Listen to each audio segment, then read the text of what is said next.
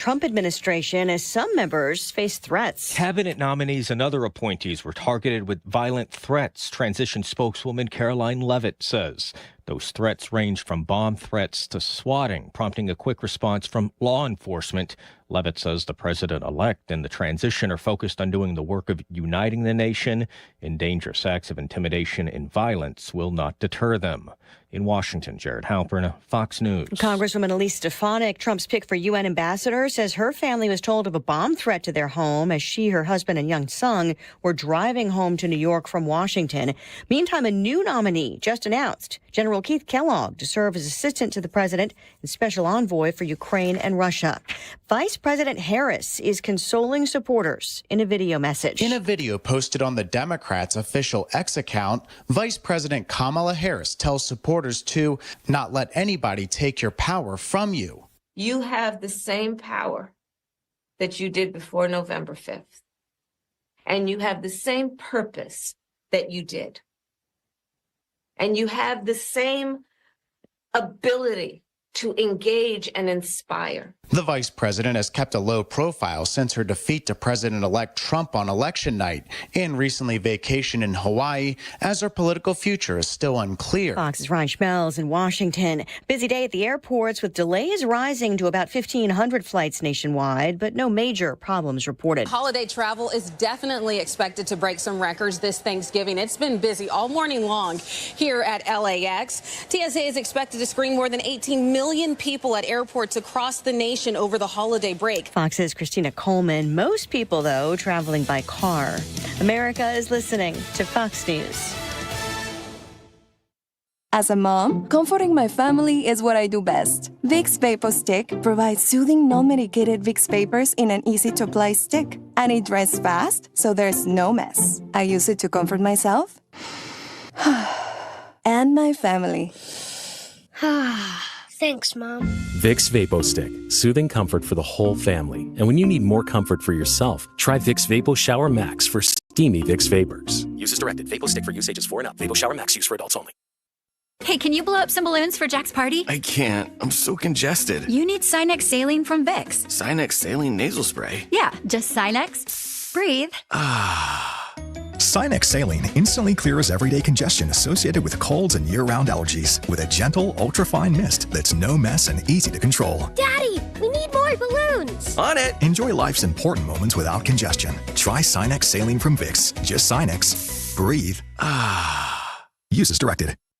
Air Comfort Service, heating, cooling, and insulation. Weather. Lots of clouds with some developing rain as we go through our Wednesday afternoon. 48 for the high. Periods of rain tonight. Some sloppy wet snowflakes possible. 33. Thursday, Thanksgiving. Clouds early, going sunny. 39 degrees. 24 Thursday night. Friday, sunny and 35. First Alberta Clipper of the season, bringing some light snow our way Saturday. This is 97.1 FM Talk. Chief Meteorologist Dave Murray.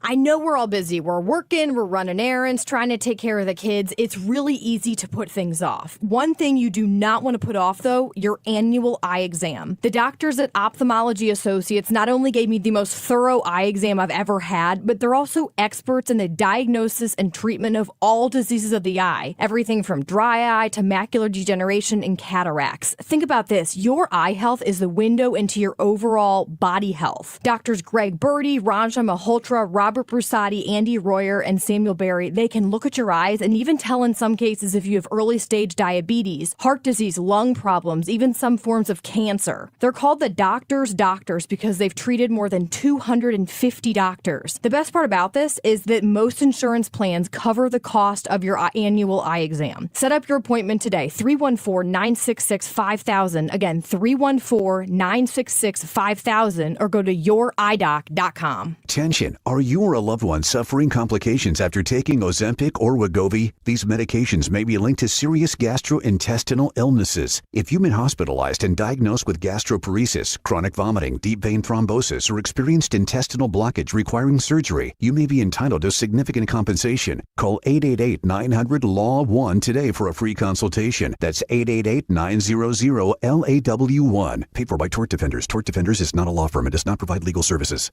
1 in 4 Americans have a disability. I'm one of them. I'm also a working mom who cares deeply about making sure every child with a disability thrives by getting their access needs met. We've got a trusted ally by our side.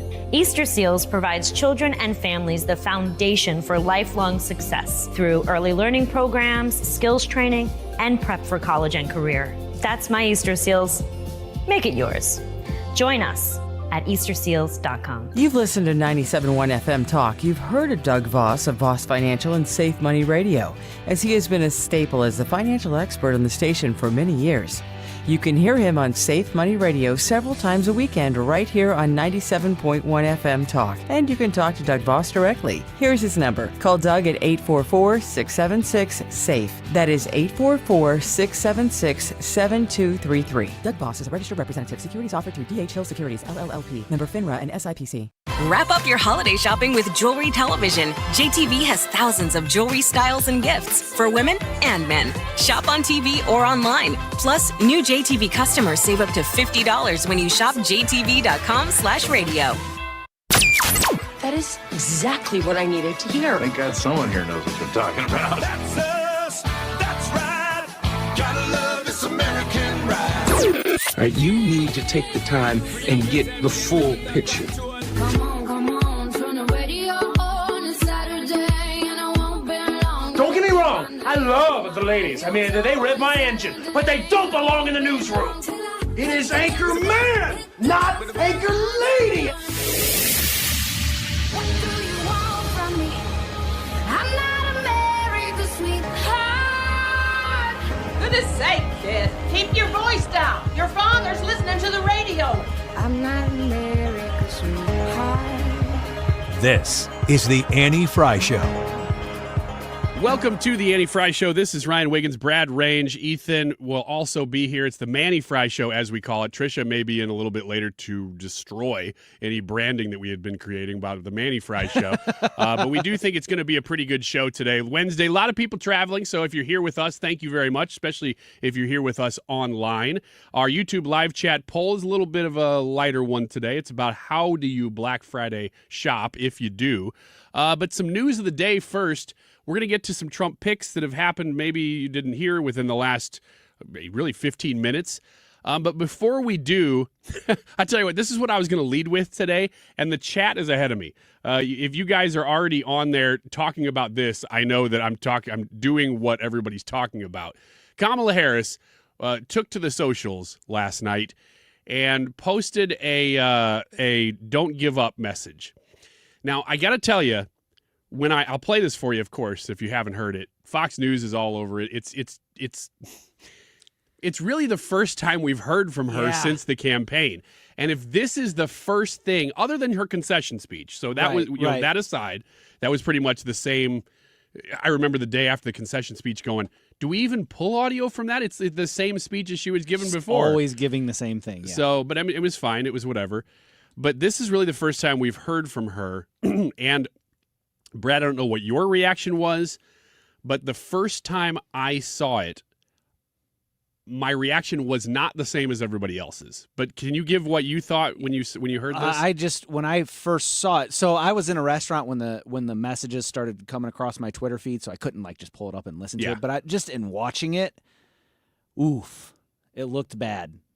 So she looked kind of out of it. Is that okay? Yeah. Okay. And then I listened to it, and it's like, this is not great.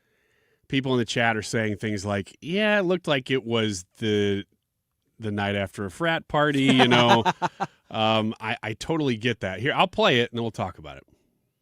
I just have to remind you, don't you ever let anybody take your power from you. You have the same power that you did before November 5th. And you have the same purpose that you did. And you have the same ability to engage and inspire. So don't ever let anybody or any circumstance take your power from you. Okay. She's got the movements. You can't see this, of course. It sounds worse. But she's doing the head nod to make sure she's confirming what she's saying to herself. Yeah. Very, very much in that. And when you hear it, you're like, did you slow that down? No, we didn't. That is the clip. I'll tell you what I first thought when I heard it is when we went to Japan in March. It was the first time I had ever really traveled that far. Now, I'd been to Iceland once, but that's the only international trips really I'd ever made. Iceland and now Japan. That's a big difference. That was the worst jet lag I've ever had in my life. It was almost exactly the opposite of here. So it's like 13 hours ahead. So if you're supposed to eat lunch now, you're actually sleeping. You know, it's the exact opposite of what you're doing here. And when I got there, everything was fine because you're on adrenaline. You're just rolling through like, hey, I'm on vacation. I'm going to power through this. Our chauffeurs, which was our friends, were very nice. And so, you know, you kind of get through the jet lag on the way. On the way back, the next morning, I had a hit on the Mark Cox Morning Show the day I returned from that trip. So I kind of slept on the plane. Then I came in and was doing my normal, at the time it was Fridays. Now I do Tuesdays on Mark Cox Morning Show. And I went in there and I felt like I was drunk. I was like so out of it, and I had not had a thing to drink. I was just, my body was going, what is happening? It's not supposed to be light right now, and you're eating breakfast. You should be going to bed. What is going on? And it was like I was so out of it that I felt like my mind was not all there. And the first thing I thought when I heard this clip from Kamala Harris is, man, would that be what I would feel like after running a presidential campaign? So I'm not going where everybody else's mind is going initially when I'm seeing this. I'm just going, is she still that tired? Well, yeah. I mean, what are you talking, 3 weeks out now? And she's been on vacation? She's in Hawaii. It's not jet lag from Hawaii. No, it's not. It's not that, and I can tell you that from personal experience. Okay. Maybe Ethan might be able to confirm that on me. That's a long flight, but it ain't that long. You're not changing that much time zone.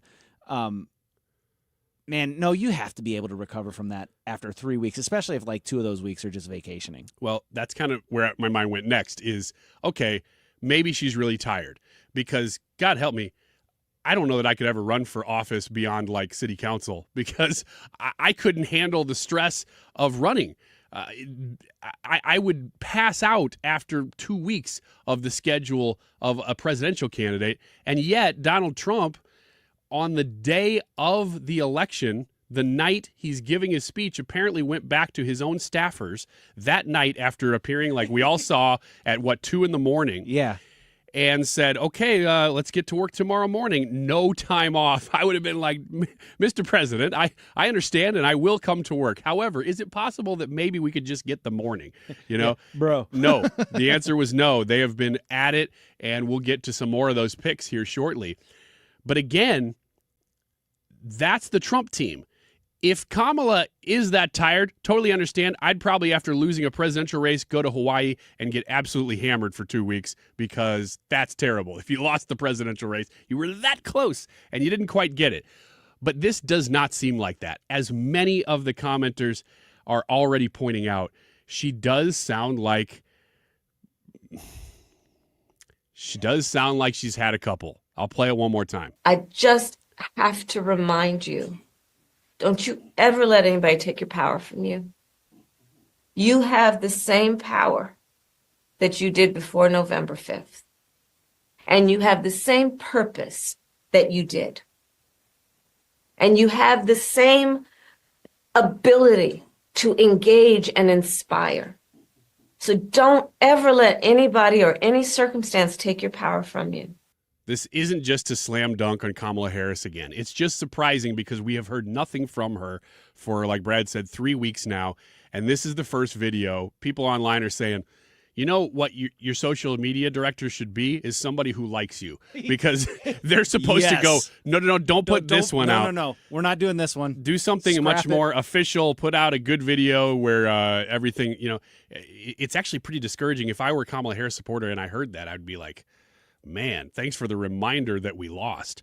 I was so tired this morning that I thought, oh, maybe she's in one of those phases. I didn't tell this story yesterday, but yesterday, I got up from a sleep study Monday night, found out Monday with Brad Young hosting the show.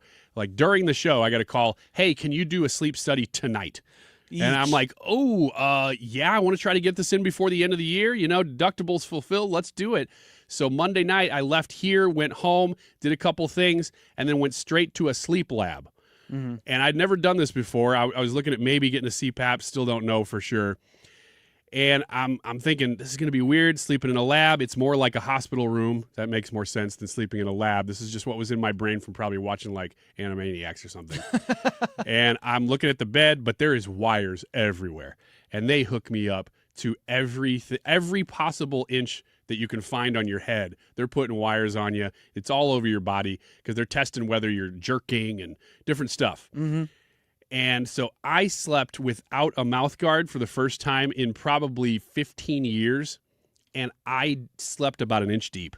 It barely was getting there, even if they give you some medication. And so I woke up at 6. I wasn't really sleeping. It was such light sleep, and it's still kind of dark, and the nurse comes in, wakes you up, and she's like, hey, how's it going? And I was thinking, oh, good, this is the middle of the night. This is the part where they put the CPAP on you. I'll get some good sleep. She's like, welcome to 6 o'clock. I'm like, oh, no. I have to host the show today. And yesterday was the day that we released my book. You know, I wasn't going to miss any appointments on the Mark Cox Morning Show or this one, of course. And so I'm like, oh, no, I have not slept at all. So last night, after a big day yesterday, I go home, I fall asleep pretty hard at my normal time. You know, I still have chores and still got to deal with the kids and everything, so I couldn't just pass out. 10 o'clock or so, I pass out finally. Wake up this morning, and I felt that jet lag. Oh, man. And the first thing I thought of was, I am so out of it. And I thought of, I kid you not, Brad, I thought of this. I just have to remind you, don't you ever let anybody take your power from you. Yeah, and so I didn't. I didn't let anybody take my power from me. I got up, and I had a chai tea, and I said, let's go to work today. So here we are.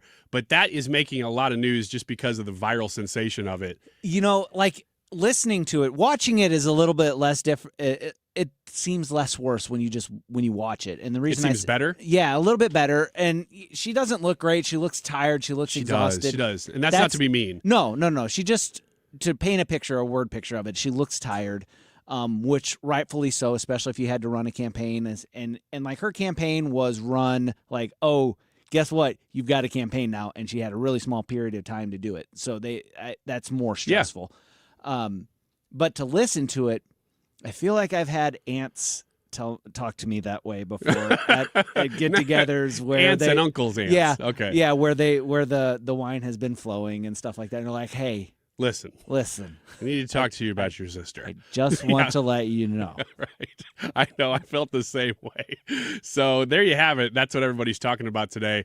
Right before Thanksgiving, man, I just don't know if that's the move. Because, we can talk about picks. We can talk about the economy. We can talk about, yesterday we led with DEI hires are kind of going down the drain. That stuff is passe now. It's good stuff to report. But this is the kind of stuff that everybody goes, hey, did you see Kamala Harris? Looked like she was drunk, Like that's topics of conversation. But on the front of real news, I said we get to this before the end of the segment here, and we'll talk to Hans von Spakovsky about some really, really important stuff regarding Jack Smith and the J6 Council and what's this going to mean for the presidency. But a major pick has just come through, and there's a little bit of a connection to the Annie Frey Show. If Brad, you want to make that announcement? So on Truth Social, Donald Trump put out, I am very pleased to nominate General Keith Kellogg to serve as assistant to the president and special envoy for Ukraine and Russia.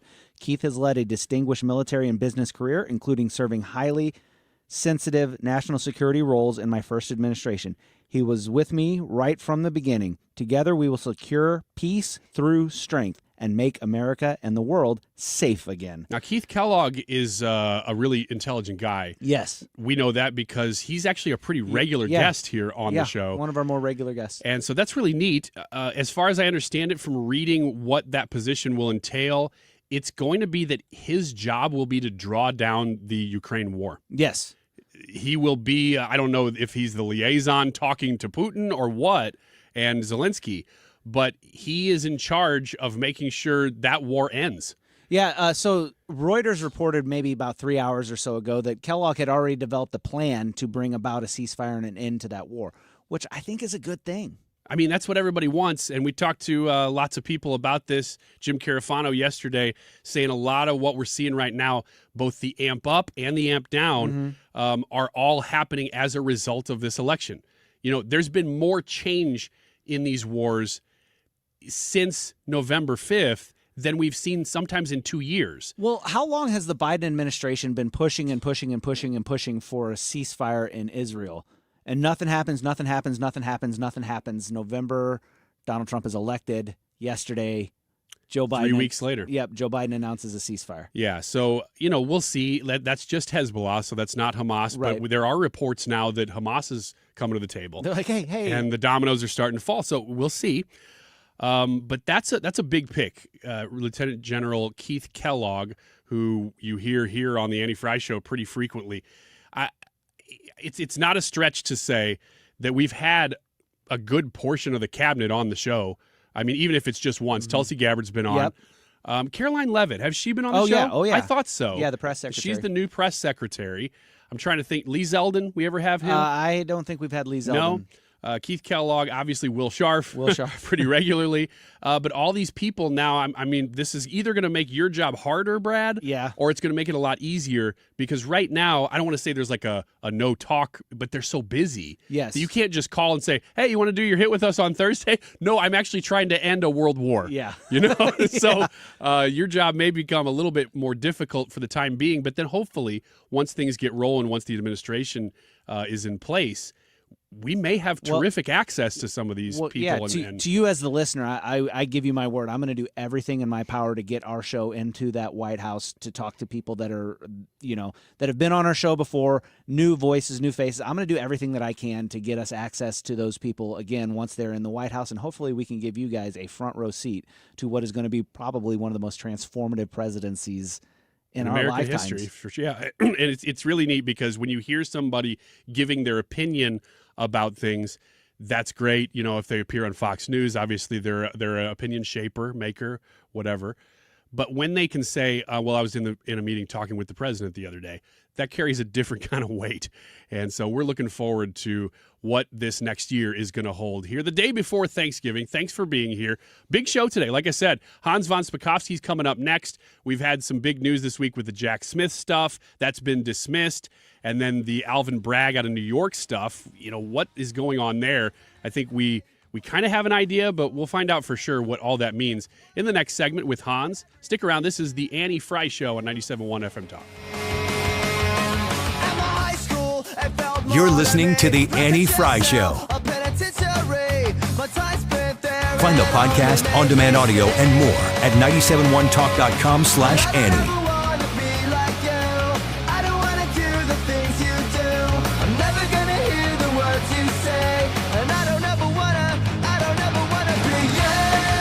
Make holiday magic this year with something beautiful and timeless from Diamonds Direct. A stunning eternity band, a pair of classic diamond stud earrings, something new and eye-catching from a world-class designer, or maybe you're looking for that perfect engagement ring or a fabulous timepiece. At Diamonds Direct, we have the perfect gifts for the season, starting at around $500. Come and let our experts help you pick out that headliner gift, or for some fabulous ideas, see the online seasonal gift guide now at diamondsdirect.com. You can even chat now with a virtual assistant for the ultimate convenience. Whether you connect online or in person, you're guaranteed to get the extraordinary value, ironclad warranties, and white glove service Diamonds Direct is known for. And to help make your purchase even more affordable, we've got special financing so you can spread out your payments. Get directions, details, special showroom hours, and our holiday gift guide now at diamondsdirect.com. Diamonds Direct. Your love, our passion. Hi, this is Thomas Helbig with the Retirement Advisory Group. Hi, I'm Bob Kershaw.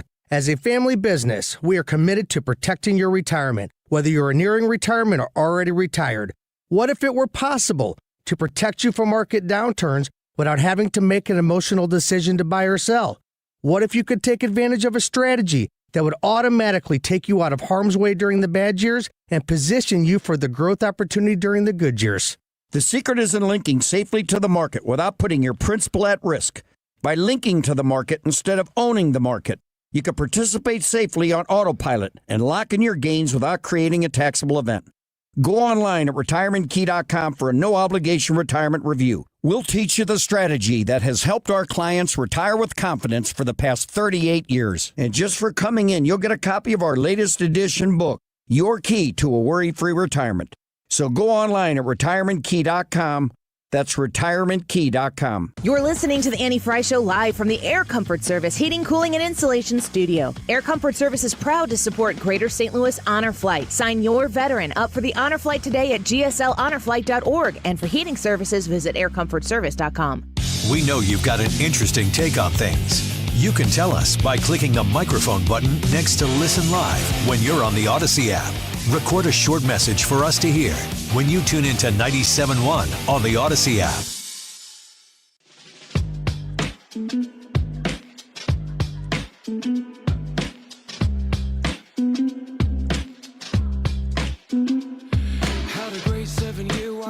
This is the Annie Frey Show. The Annie Frey Show is streaming online. Watch us live on YouTube and subscribe.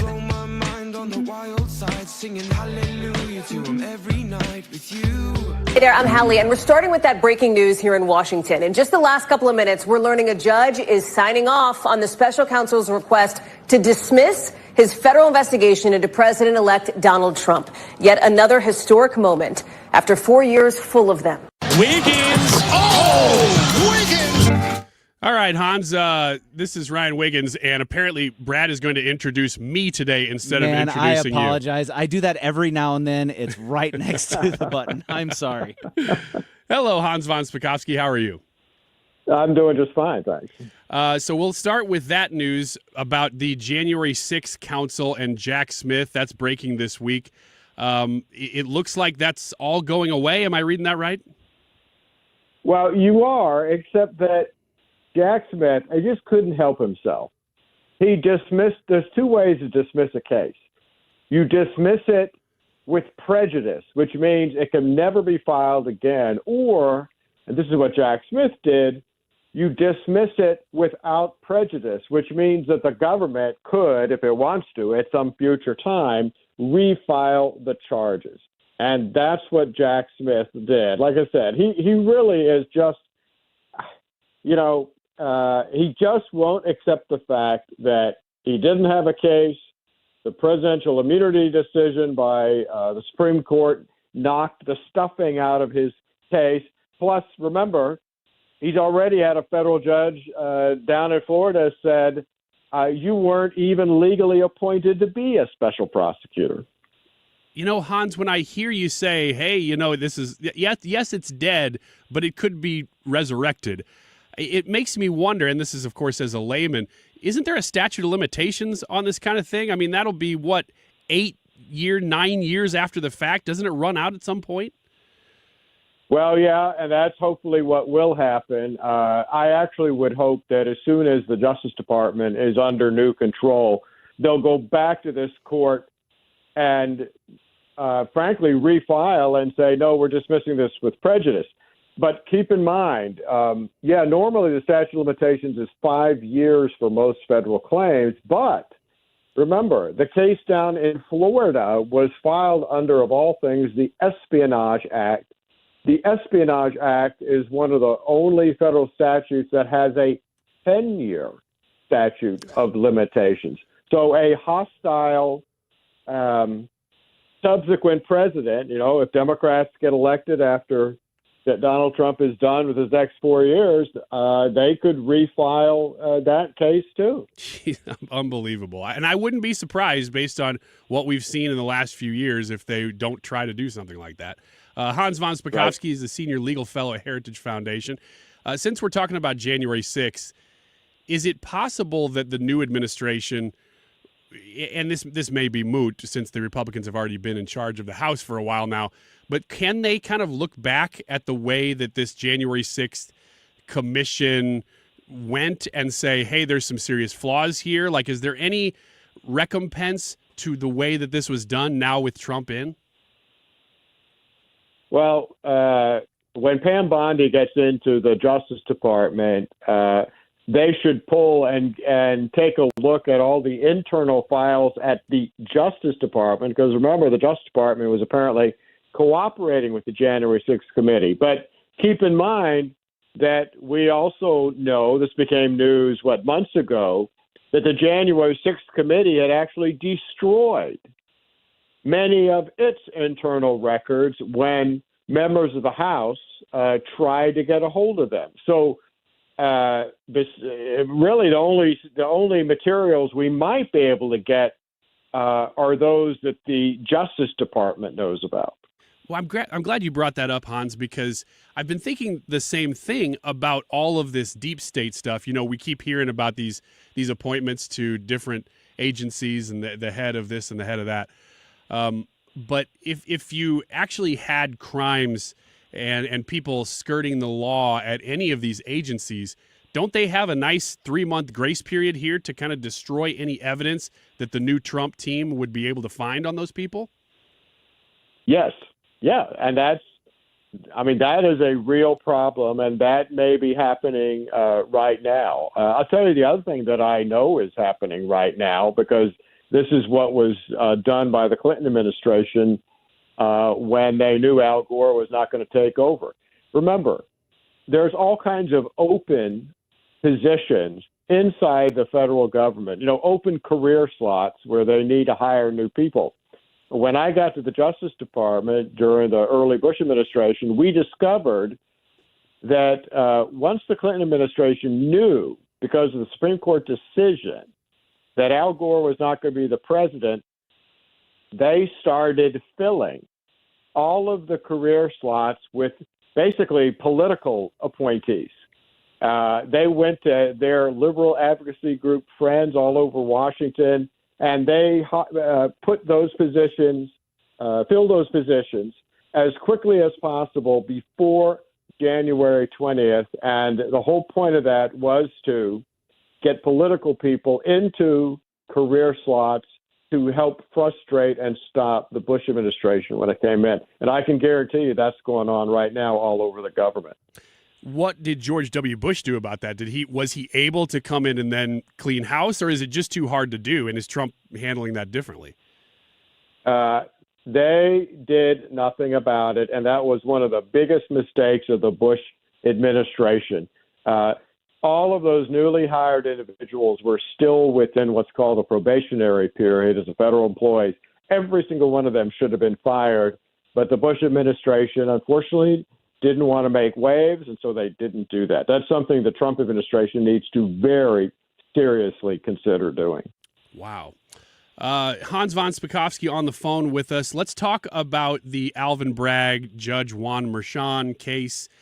This one is actually pretty confusing to me because I keep reading news about it, and it'll say, well, it's delayed, but it's not really delayed. He's going to say this, and then he kind of says that, and then we're waiting to see what he's officially going to say. I can't really keep track of where this case is and what this means for future President Donald Trump. Well, I don't know either. Okay, good. Glad to hear. Basically, the case is in limbo. The judge adjourned. He was supposed to have a sentencing hearing. He adjourned it. He didn't say when he's going to actually do anything about it, so we don't know. Hans, I think we were talking to you about this case last week, that the concern here is maybe that we're setting a new precedent that you could go through the whole process of finding somebody guilty or not guilty, especially if it's guilty, but then never sentence them, and we've never seen that happen before until this, of course. No, that is exactly right, and I think, look, Judge Merchan, as I've said numerous times, has shown his political bias from the very start. This case should never have been filed. He should never have allowed it to go forward. And now, by basically putting off the sentencing, not giving any future date or anything else, he is once again doing his best to avoid doing what he should do, which is dismiss the case. He wants this hanging out there over Donald Trump's head, and that's why he's doing it. Any objective judge who believed in the rule of law would have dismissed this case long ago, and Merchan isn't doing that. Is there any way that this does get dismissed? Can it go higher than them and somebody say, hey, slap it down, you've been out of line? Well, the case has been appealed, and so the higher courts in New York they could step in and dismiss the case based on the appeal. And again, that is exactly what they ought to do. Hans, concerning the other court cases for Trump, we're talking about the documents case, the Georgia case with Fani Willis. Is there any update on any of those, or are those pretty much dead too? Actually, Jack Smith didn't just file a dismissal in the D.C. case. He also is filing a dismissal of the Florida espionage case. The Georgia case, it's really interesting. That case had been appealed. The Georgia Court of Appeals had set a hearing for, I think, December 5th. And what had happened was the defendants had actually appealed the decision of the trial judge to allow one of the two, either Fani Willis or her lover, Nathan Wade, to stay in the case. Remember, the judge said, well, one of you has to leave. Yeah. That was appealed because the defendant said, no, their ethics violations were so great, both of them should have been recused from the trial. That was on appeal. The December 5th appeal hearing date, that's been canceled by the Court of Appeals, and again, we don't know why. So it's another one that you're just going, well, it's The Walking Dead. It's around, but it's not doing anything. Yep, that's actually a great. Hey, can I steal that? That's a great way to. That's a great way to describe it. Please do, and give me all the credit. No, I'm just kidding. I will do that. No, I appreciate that. Well, I wanted to get through all of those, Hans, with you because, at this time, I think everybody's doing the same thing, going, I thought these things were dead, but they're not. There keeps being news items. And so it's good to hear from you even that everybody's going, well, what's going to happen? Nobody knows. We're in unprecedented territory as usual. But I wanted to ask you about this before we ran out of time, too. Tom Homan, the new border czar, whatever you want to call him, is telling mayors and I guess other city leaders and things, you need to comply. There is a federal law. In fact, I've got the sound here. I'll play it. This is where Tom Homan is talking via the media to the Denver mayor. You're absolutely breaking law. All you have to do is look at Arizona versus U.S. You'll see these breaking law. But look, me and the Denver mayor, we agree on one thing. He's willing to go to jail. I'm willing to put him in jail. Because there's a statute. It's Title 8 United States Code 1324 III. And what it says is, it's a felony if you knowingly harbor and conceal illegal alien from immigration authorities. So, Hans, does Tom Homan have all the authority to do this? The answer is yes. He simply needs a Justice Department who's willing to work with him to go after. He's exactly right. That federal statute makes it a crime to harbor illegal aliens, and if that is what a local official is doing, they're breaking federal law. And keep in mind, look, there's lots of areas where the federal government and the state governments have shared legal authority, shared constitutional authority. When it comes to immigration, federal law overrides anything that a state wants to do. That's part of our Constitution. And states can't, for example, say, oh, you're an illegal alien under federal law? Well, we're granting you citizenship under state law. They can't do anything like that. Hans, I don't think and I hope that it would never actually get to that point. You know, he's firing off messages in the media to say, you guys, listen, stop harboring illegal immigrants. We have all the legal authority, as I understood it, and you just confirmed, to do this. And hopefully they'll say, okay, and they may not work with them directly, but at least they're not going to put themselves in peril. But if it ever were to get to that point, Hans, what does that look like? I mean, what is their enforcement mechanism for getting people to get in line with this statute? Criminal prosecution by the U.S. Justice Department of a mayor or other local official who is taking actions to harbor and protect illegal aliens from being detained and removed from the country. Tom Homan says in that clip, we'll put him in jail. I mean, you're talking about you'd actually perp walk the mayor of Denver to federal prison? If you can successfully prosecute him in federal court, yeah. Wow. I hope that we don't have to get to that point, although I hate that we're even having to talk about that at this point. Hans, thank you so much for your time. Always love being able to talk to you and appreciate you moving your day up on the Annie Frey Show this week because of the holiday. Well, I appreciate being on. And listen, happy Thanksgiving to you and all your listeners. Same to you, Hans. We will catch up with you next week when Annie returns. This is the Annie Frey Show. Of course, we call it the Mannie Frey Show when Annie is out. I've heard rumor, Brad, you can confirm or deny, that Annie may actually stop by today. Rumor is. Is this the 2 o'clock hour? Maybe. We still don't know for sure. We don't know right? for sure at all. And she might bring a special guest. Right. We'll see. We'll see. I'm just giving you warning. We will continue to monitor your answers to the poll question today. How do you participate in Black Friday? We'll have that discussion a little later. I have some personal tips that I will give you for Black Friday as a deal shopper myself. But up next, it is Wiggins America, as led by Ethan. I think we're going to do the be or not the be and pretend it's a Friday. That's next on the Annie Frey Show.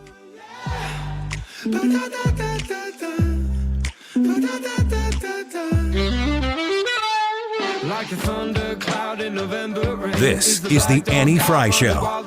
Follow Annie on X at Annie Frey Show.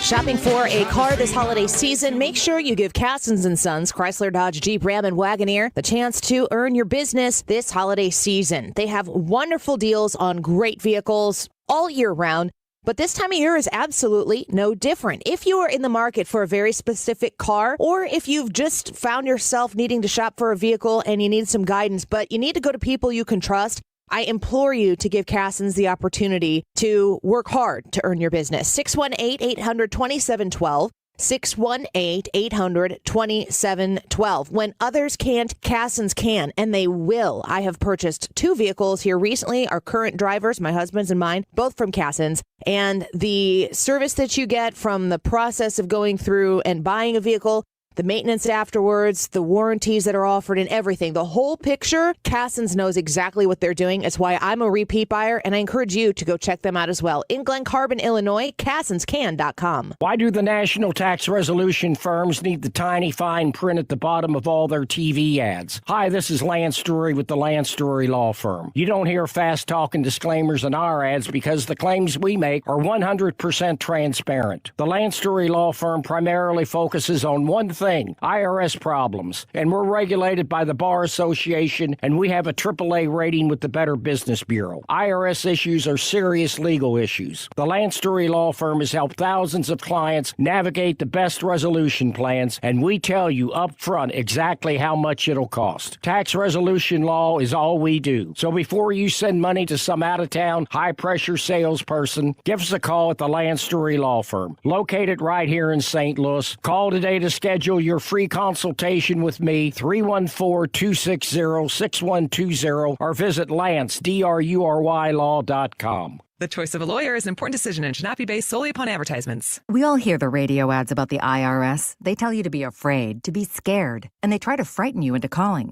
I'm not here to do that. Tax Relief Advocates is different. TRA is here to tell you that if you owe money to the IRS, whether it's $5,000, $50,000, or $500,000, we have a solution. It doesn't matter if you're sitting in your car, at work, or with your kids. No matter where you are, call now. 800-575-6986. Don't lose hope. TRA can eliminate or reduce what you owe to the IRS. Generous programs are now available that can give you a fresh start. Our passion is taxes and helping individuals fix their IRS problems. We have over 1,000 5-star reviews on Google and an A+ with the Better Business Bureau. You don't need to be afraid of the IRS any longer. End your tax nightmare today by visiting us online at TRA.com or call 800-575-6986. That's 800-575-6986. Tax Relief Advocates. Real solutions for real people.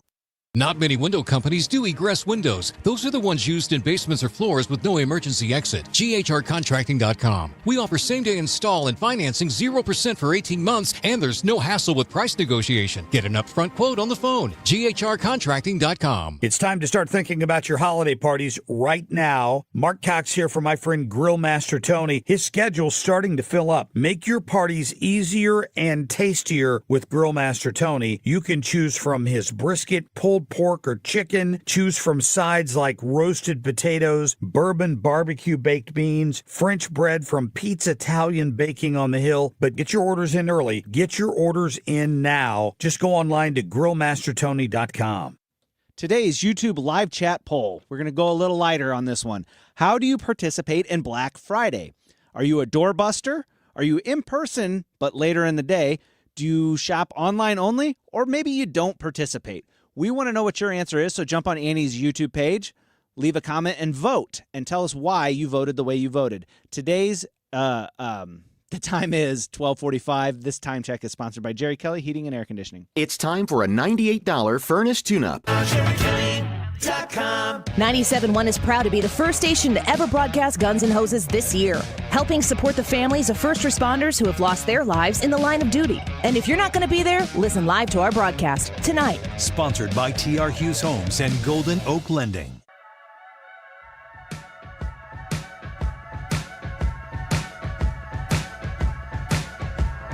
This is the Annie Frey Show. The Annie Frey Show is streaming online. Watch us live on YouTube and subscribe.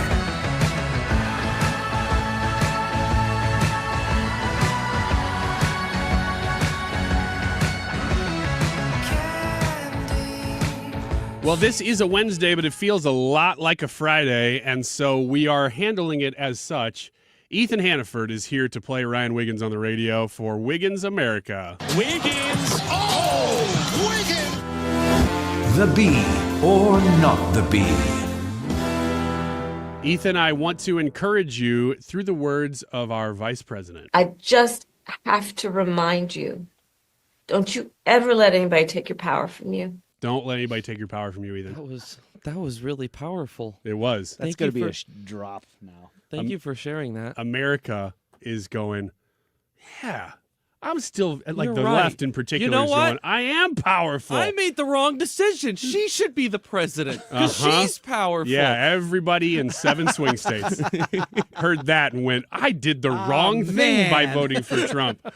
Oh, yikes. So we got the bee or not the bee. Not a good look. And you know what? To stick with the Kamala theme here, because she's been in the news a lot the last couple of days because of this that video. Yeah. Our first headliner of, I guess you're better at explaining quickly what the bee or not the bee is, like just what we're doing here. This Go is ahead. typically I lead this segment, but Ethan's doing it for us today because Annie's out. So this is a bunch of headlines, most of which are satire from the Babylon Bee, but a couple of them usually are real. And then Ethan's going to read the headlines. We're going to decide which one's real, which ones are satire. Oh, you're so good at doing that. That's why I just figured it's better to let you do it. Okay, first one. Kamala officially unburdened by sobriety. Okay, well, I'm going to go ahead and say B. Sometimes you just got to make it clear off the top that it's clearly the B. Vice President Kamala Harris released a video to let followers know that with the presidential race over, she is now completely unburdened by sobriety. You guys, you're so powerful and pretty and don't burps. Don't ever let anyone take your power from you. Don't you leave your power lying around like an old sock. You promised me, said Kamala, a tear rolling down her cheek. You guys, why didn't Beyonce sing? Just like, not even one single lady. And that is You our have first the one. same power that you did before November 5th. That's true. Truer words never spoken. Oh, geez. Okay, on to the next one. Donald Trump announces a plan to deport 5,000 illegal immigrants in one pre-owned Honda Civic hatchback. Couldn't get my words out there. Okay. He's deporting all of them in one Honda Civic. One Honda Civic hatchback. Assume that that's the B. Yeah, I'm going to have to go with the B on that one. It is indeed the B. There it is. As the public awaited the changes that come along with the transition to a new presidential administration, President-elect Donald Trump announced a plan to deport 5,000 illegal immigrants in one pre-owned Honda hatchback. It's not even a new one. Nope. As part of his sweeping overhaul of the nation's immigration policies, Trump revealed that he would be sending many immigrants back the same way they came, crammed into a into every available nook and cranny of a used Honda. We actually have some audio from President Trump himself on this. So Brad is up. Here we go. Uh-oh. Here we go. Let's see if we get it. It's coming. Spacious cars, those Honda Civics, as long as people are arriving across our southern border packed like little sardines into the crevices of four-door sedans, our brave Border Patrol agents will work tirelessly to send them back the same way. There's a surprising amount of trunk space in these Hondas, folks. Hispanic hatchbacks, we call them. Spanish hatchbacks is what, Hispanic hatchbacks is what we're calling them. So is that was, AI? That was AI, yes. Dang, that's incredible. Wasn't that? There's not video with that, is there? No, there's video with it. Is there really? So somebody made that and put it out? No, I made it. You're kidding me. All I had to do was literally, there's a website that like you can go on and you can paste any text that you want, and there's a video of him speaking with it. Oh my gosh. Yeah. I mean, other than a couple of little word, yeah, flubs that are in there. Yeah. You could edit that very easily and not know. Yeah.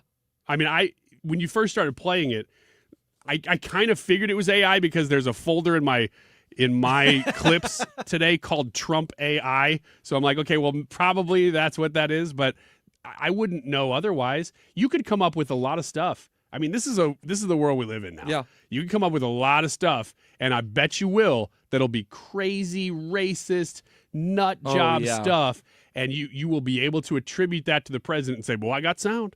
It has potential to be a very dangerous game that society needs to catch up on how to correct it and fix it. I know that we're doing the be or not the be, but it's actually, and I'm glad you did that, not just because it's funny and it's amazing that you can do it, but because the more people know that exists, the more people scrutinize what's out there. Right. And that is important to do right now, because I guarantee you within the next year, we all knew this was coming. Mm-hmm. We knew it would get to the point where, and the first thing you think of is, how are they going to manipulate politicians? Yep. With the AI, it's where everybody's mind goes. And we're now at that point. It's amazing how fast, too, because this was probably last year, a year or two, that we were talking about, ChatGPT is brand new. Guess what's going to happen? You're not going to be able to trust any of the videos. Now we're at that point. It's only 2024. Yep. So scrutinize those videos. Don't get tricked. At some point, we all will. Yeah. Personally, I will say I still like the Peanut the Squirrel AI one more from Trump. We played that a few weeks ago where he died like a dog. Yeah, that was pretty good. Okay, on to the next one here. Canadian town forced to pay $10,000 to LGBT group send mayor re-education course because they didn't declare June Pride Month. Canadian? Mm-hmm. That's real. Yeah, that's real. It is indeed real. The Ontario Human Rights Tribunal is forcing the township of Human Rights Tribunal? Yep. And its mayor to compensate an LGBTQ activist group because elected officials refused to honor Pride Month back in 2020. Borderland Pride asked Emo to proclaim June 2020 as Pride Month and fly a rainbow pride flag for a week, but the mayor and council turned down the request, CBC News reported on Friday. Well, it's just live and let live, right? That's the libertarian model of Canada. Isn't that something? Can you make yourself sound any more like a cult than saying, this is the Human Rights Tribunal and we have spoken? You did not wave the rainbow flag throughout June. Now you will pay. Literally. What's wild that they have that much power. It's wild. It's backed up by the government. You can't do that if it's not governmental power provided. Oh my gosh. I just can't. Canada. All the stuff that, like, you hear stories like that and you're like, that's the crazy stuff that never happens. But it's real. I pulled this story last week, and actually I still have it, and I was going to use it for be or not to be. And this is in the U.S. Ninth Circuit judge says restricting female spa to women is the same as putting up a sign that reads "white people only." This is real. Yeah, that's crazy, really happening. That could so easily be the B. I mean, honestly, this is the kind of stuff that there are center-left people in swing states who went, actually across the entire nation, it just mattered the most in swing states, that went, I think I might lean Trump here. Don't necessarily love the guy, but this this is ridiculous. kind of garbage. This is unbelievable. Yeah, I mean, everything has been pushed so far to the left that even people that are down the middle look like they're to the right now. Yeah, exactly. That's crazy. Yeah. All right, sticking with it, here we go. Next one. Official news. Trump now has the hottest cabinet of all time. That's the B. And I saw the pictures. One of them was of Tom Homan. Hit it, Brad. Less than 1 month after the presidential election and still 8 weeks away from his inauguration, I believe it's 7 now, experts have already confirmed that President-elect Donald Trump now has the hottest cabinet of all time. Trump has quickly assembled his roster of officials as he prepared to commence his second term as president. And the ones that are included here include, let's take a look here, Caroline Leavitt, Tulsi Gabbard, Pam Bondi, all very beautiful women. And then most importantly, though, Tom Homan is also included on this list. That's actually why I clicked on it, because I thought that is funny. I just can't stop ogling his picks, especially that Borders said one president, political expert. Yeah, when I came in after the Pam Bondi announcement the next day, Mark Cox and I were talking. He goes, "Can you believe she's actually 58 or 59 years old?" And I actually didn't believe it. She doesn't. I had to look it up. She actually is almost 60 years old. If I look like that when I'm 60, I am going to a Ninth Circuit judge sponsored spa. A little call back there. Do we have time for one more, Brad? Or yeah, no? one more. One more quick one. All right, last one. This Maryland mayor wants to use tax dollars to fight deportation efforts. Say it again. A Maryland mayor is wanting to use tax dollars to fight deportation efforts. That's got to be real. Isn't this crazy? Frederick O'Connor says he intends to allocate money to organizations already providing legal services to illegals as they fight to stay in the country, helping them expand the number of people that they're able to support, although he's still determining the exact dollar amount to set aside. It's crazy Maryland, that this is actually happening. Me? I cannot believe it. Good thing we live in a sane state like Illinois. Wouldn't do that. Woo! Oh, wait, we're in Missouri, so we actually are sane for the moment. Well, thank you, Ethan. You're welcome. And you will be back in the 2 o'clock hour with Trisha, as I understand it. That's the plan. Coming up next, Deroy Murdock. This is the Annie Frey Show on a Wednesday.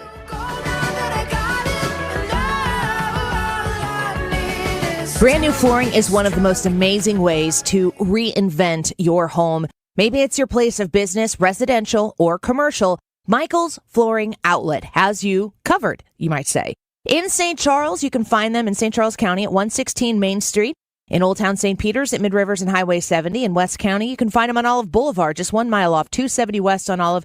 They also have a location for you in Darien Prairie. If you go to igotfloored.com, you'll find more information on the location nearest you. But I want to encourage you, especially this type of season where the wind is picking up outside, it's getting a little more chilly. You want to come in, you want it to be cozy and comfortable. This is when carpet in a home, for me personally, I just love it. It makes it so much more cozy. And the Smart Strand Mohawk Silk with the silky softness and the superior performance that you're looking to invest in, you can find that at Michael's Flooring Outlet, along with the best people in the business and great value. Visit one of their 3 locations or online at igotfloored.com. Hey guys, Glover here with my very, very good friend, Dr. Kathy Maupin at biobalancehealth.com.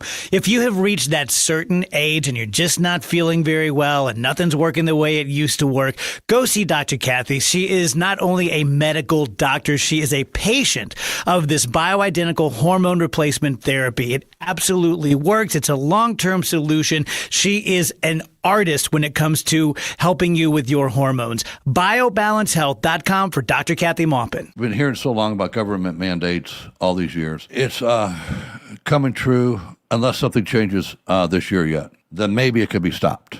If not, homeowners, if you need an air conditioner, if your air conditioner is old now, get the equipment that you can still get before they say you can't have it. Not to scare you, they scared you. I'm just saying, the equipment we have right now, unbelievably better than what you have because your equipment's 15 or 20 or 30 or 40 years old. So if you're looking and if your system's that old or if people are saying it's old and you do, I'm not going to waste your time. But if you call me, one easy number in Missouri and Illinois, the easiest of numbers. All right. So it's not the easiest. I have forgotten the number, even as many times as I put it up. But 314-293-2600 or go to internet, bartinman.com. That's Bart with a B, Inman with an I.com. God bless. Financial health is more than just really the investments. You have to look at tax consequences. You have to think about legacy planning or generational planning or your healthcare options. Those all go together with your financial health. Join Matt Goolsby for Retire Hour to hear his team in finance, healthcare, estate, and taxes discuss changes in law, strategic planning, and answer listener questions. Submit your questions to be answered live on air at retirehour.com. Retire Hour, Sundays at 7 a.m., right here on KFTK. KFTK FM Florissant. From the Under Law Injury Lawyers, GetJim.com studio. That's GetJim.com. 97.1 FM Talk. Always live on the free Odyssey app.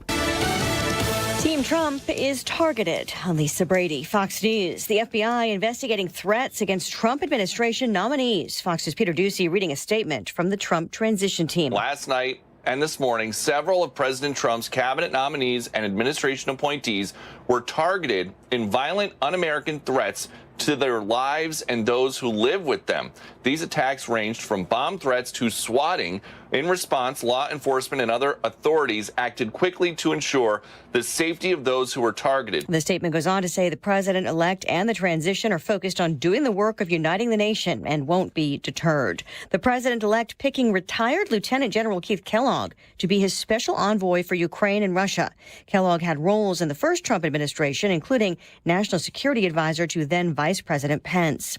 The U.S. reportedly urging Ukraine to increase the size of its military by drafting more troops and lowering the age from 25 to 18.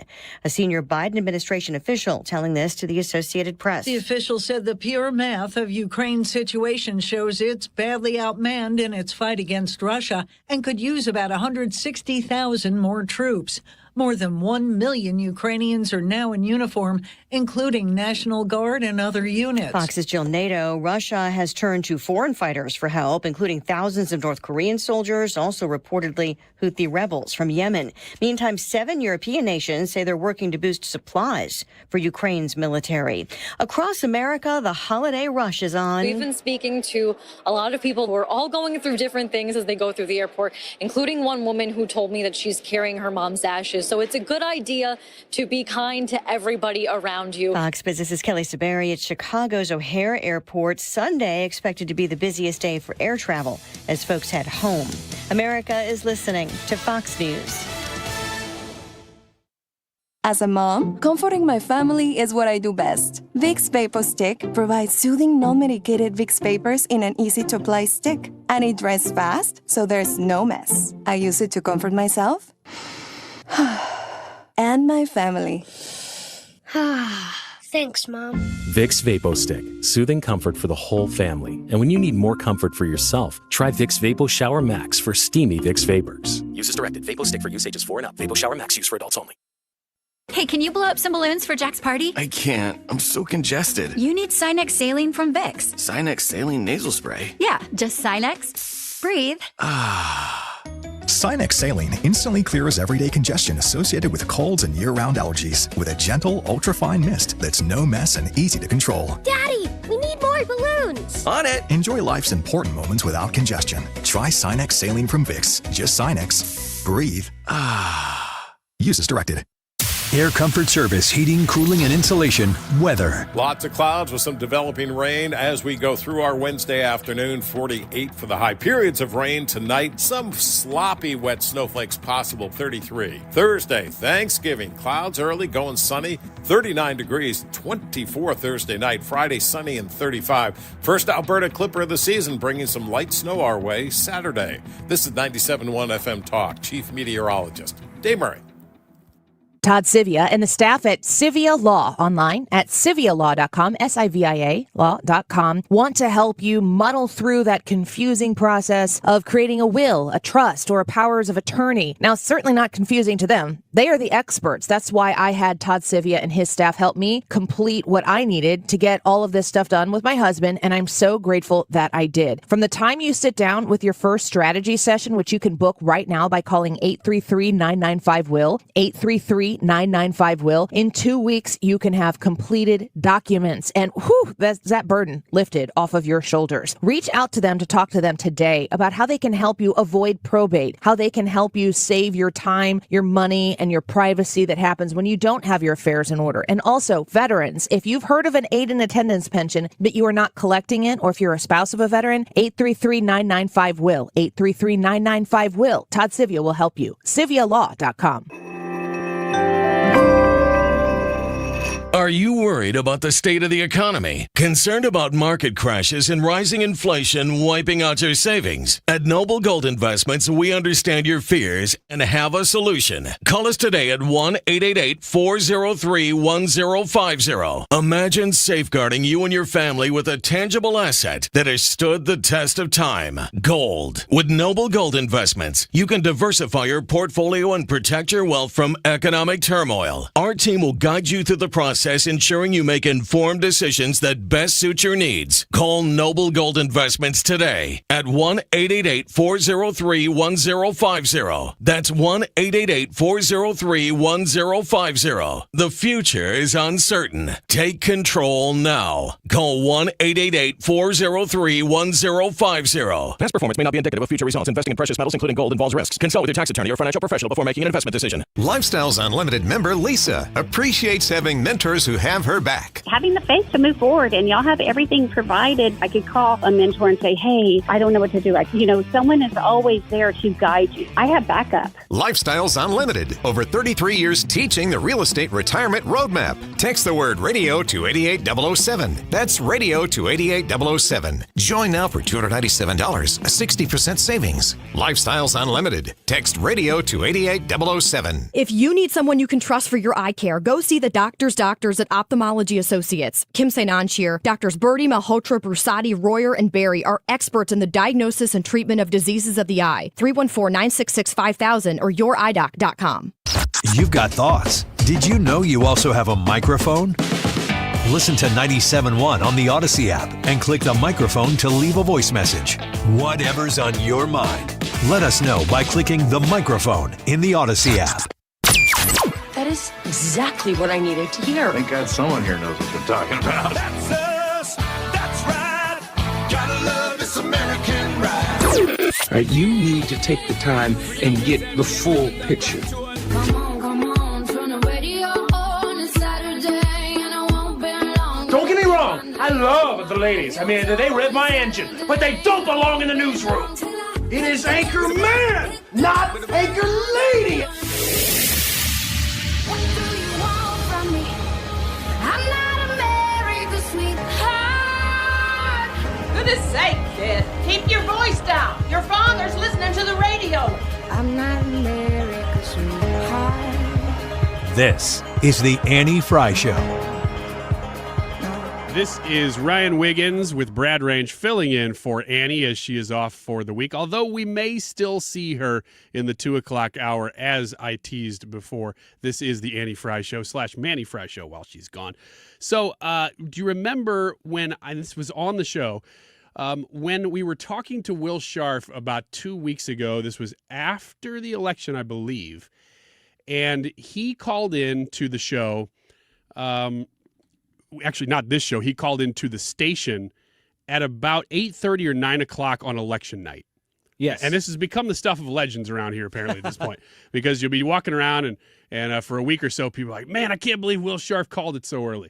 Well, on that night, he was looking at numbers and things just like I like to do and said, Trump's got this thing. And he called in to the Mark Reardon, well, not Mark Reardon show, but the coverage led by Mark Reardon on election night and said, hey, you guys, just to let you know, this election's over. And we all, on this show, we were doing our live stream from the election headquarters of Annie's basement. And we all were really hesitant to make that call. Now, I was looking at the same data. I was looking at the data that apparently he was looking at too, because this was the moment on the show that he said, yeah, I was talking to my buddy Rich Barris. And if you're looking at the camera, I went, oh my gosh, I can't believe he was talking to Rich Barris. Because Rich Barris leads Big Data Poll, and he is such an outsider. And he's actually been called upon by Arizona election officials and things. He's actually made a pretty big name for himself in the last 4 years because his polling's pretty accurate. And so Will is apparently friends with him, and I follow him, and we were looking at a lot of the same people, I assume. And that's one of the ways I was able to call the election pretty early, too, on my weekend show. Well, apparently the news item is that one of the big pollster aggregators has released their final results from 2024. And you know who the number one pollster from this cycle was? I've seen this. It's Rich Barris. It's Rich Barris, big data poll, and he was going around dunking on everybody. Because that's the kind of guy he is. He's fun to follow. Spiking the football. On Twitter. So that has been fun to follow. And just since we're on the topic, I didn't plan on doing this. You know, we're still going to try to connect with Deroy Murdock here. But on my weekend show, the weekend before the election, and I went back the week after and played these back and said, here's how did I do. But here were my predictions, just in summary. I said Trump will win the popular vote narrowly, very, very narrowly. That looks like it's going to be very true. Trump will win all 7 swing states. Got that one. Trump will actually it was popular vote, it was swing states. And I didn't add up the Electoral College votes, but if I had, it would have been that Trump got 312, which is exactly what it ended up being. The third one was that the GOP would win Montana for the Senate, West Virginia. They would take Ohio, and then I predicted they would take one more seat. And I said that seat will most likely be either Pennsylvania or Michigan, and maybe a shot at Nevada. Well, lo and behold, I said 53 total seats. We got 53 seats. So I was running the board. And now to the fourth one, the last one was, what would the GOP do in the House of Representatives? Because this was the one that was the hardest to pick. Those GOP Senate seats, if you got 53, that was pretty good. But you knew they would probably get at least 51. So that was a safe pick. So going out on a limb and saying 53, I felt pretty good about that. But when I was picking the House, that was really difficult because you're talking about 435 elections across the entire country. You can't follow every single one of those, but you can narrow them down to approximately, we'll say, 25 swing districts. And if you can narrow down those 25 and really start to really look at the numbers of those, you can figure out who's going to win. So my prediction was that the GOP would narrowly again hold the House, which was a little bit of a risky pick this year. Yeah. Because if Kamala had done well and all those other things went that way, well, the House would too. But if Trump did well, which he did, it wasn't automatic that the GOP was going to take the House. You know why? Because, and now we know that this is true, before the election, the reports that we're seeing come out now suggest that the whole time, despite all their public rah-rah facade, the celebrities, the rallies, the internals for Kamala Harris's team showed that she was probably not going to win, certainly not the favorite. They are saying now that they kind of knew that this might not be a great night for them, but that they held out hope that, hey, if we can keep it close and things just happen to break our way in certain counties, we actually could do this thing, but that they knew that this was most likely not going to be their night. So everything that we heard about how close this was, all of this other stuff, fabrication? At least publicly. And I don't blame them for doing that. If you're a campaign, you don't want to come out and go, we're actually thinking we have a 75% chance of losing here. Well, yeah, I get that. But I mean, it wasn't them saying it. You're right. It was all the pollsters. Yes. Which is kind of back to my point that the pollsters that we trusted and have trusted in many of these cycles were wrong. And the ones, the kind of independent pollsters that you're seeing rise up because they're not using traditional methods. The methods of polling are changing. The people who are just using phone calls like they used to 20 years ago, they're getting further and further away. And that may be on purpose because the media agencies that they're tied to like that they're getting it a little bit left and they want to leave it that way. But it also could be that their methods are outdated because people are using a lot more ground game polling, like asking people in person. They're using a lot more web-based polling and things like that. And they're using actual data of registration and turnouts and all these things that are things that I've been watching as well. But my point being for telling you all that is that the Democrat side, the DNC, knew ahead of time going into this election that they might be peeing into the wind on all this money that they were spending on the presidential campaign. Amazingly, they still spent $1 billion. They spent it all. But $1 billion and $20 million. $1 billion and $20 million, and they only had $1 billion.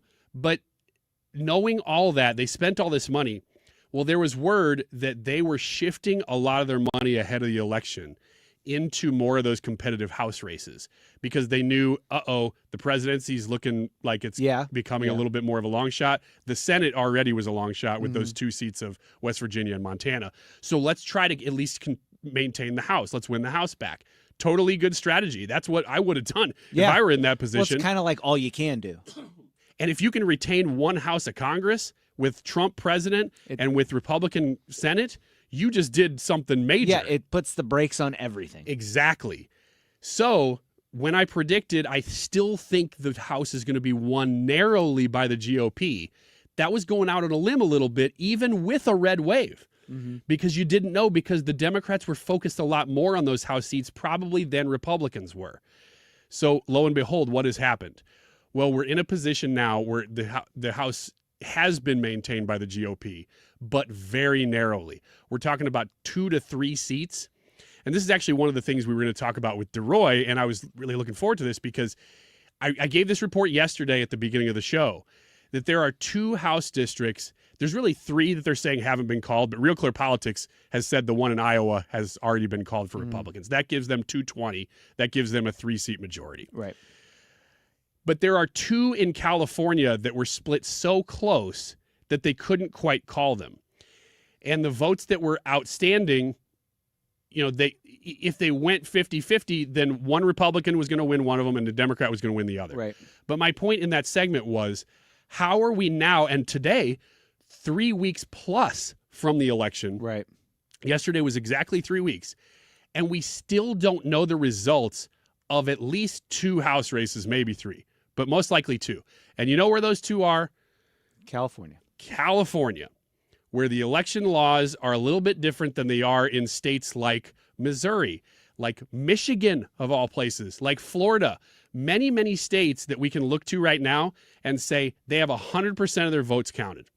It's done. Or they're at 99%. And some of the races, there's not anything outstanding that would change anything, so it's not as important. In California, though, there are races still in the 80%, 90%, 3 weeks out from the election. It's wild.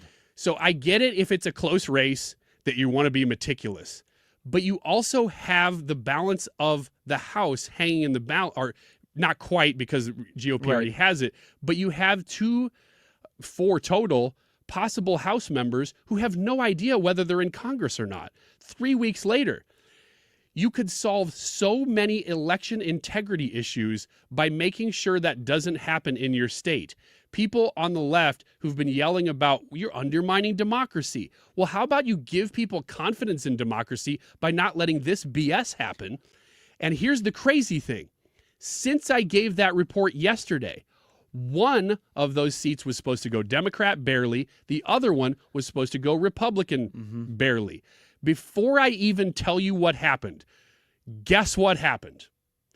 The one that was supposed to go Republican barely has now flipped to barely Democrat. We just found enough. They just have enough to give the Democrat a 50 to 100 vote lead all of a sudden out of nowhere. Now, is it possible that that's happened? Absolutely. Why does it always seem to go that way? Why is it always the late-breaking vote seems to benefit the Democrats? That way, especially in states that are dominated by that party. And that makes you very suspicious. Is it possible, again, that this is all on the level? It's possible. Well, here's the thing, though. If it were all on the level and you got all these votes counted within a day or so, nobody's going to go, oh, okay. They're like, oh, man, that was just a really close election.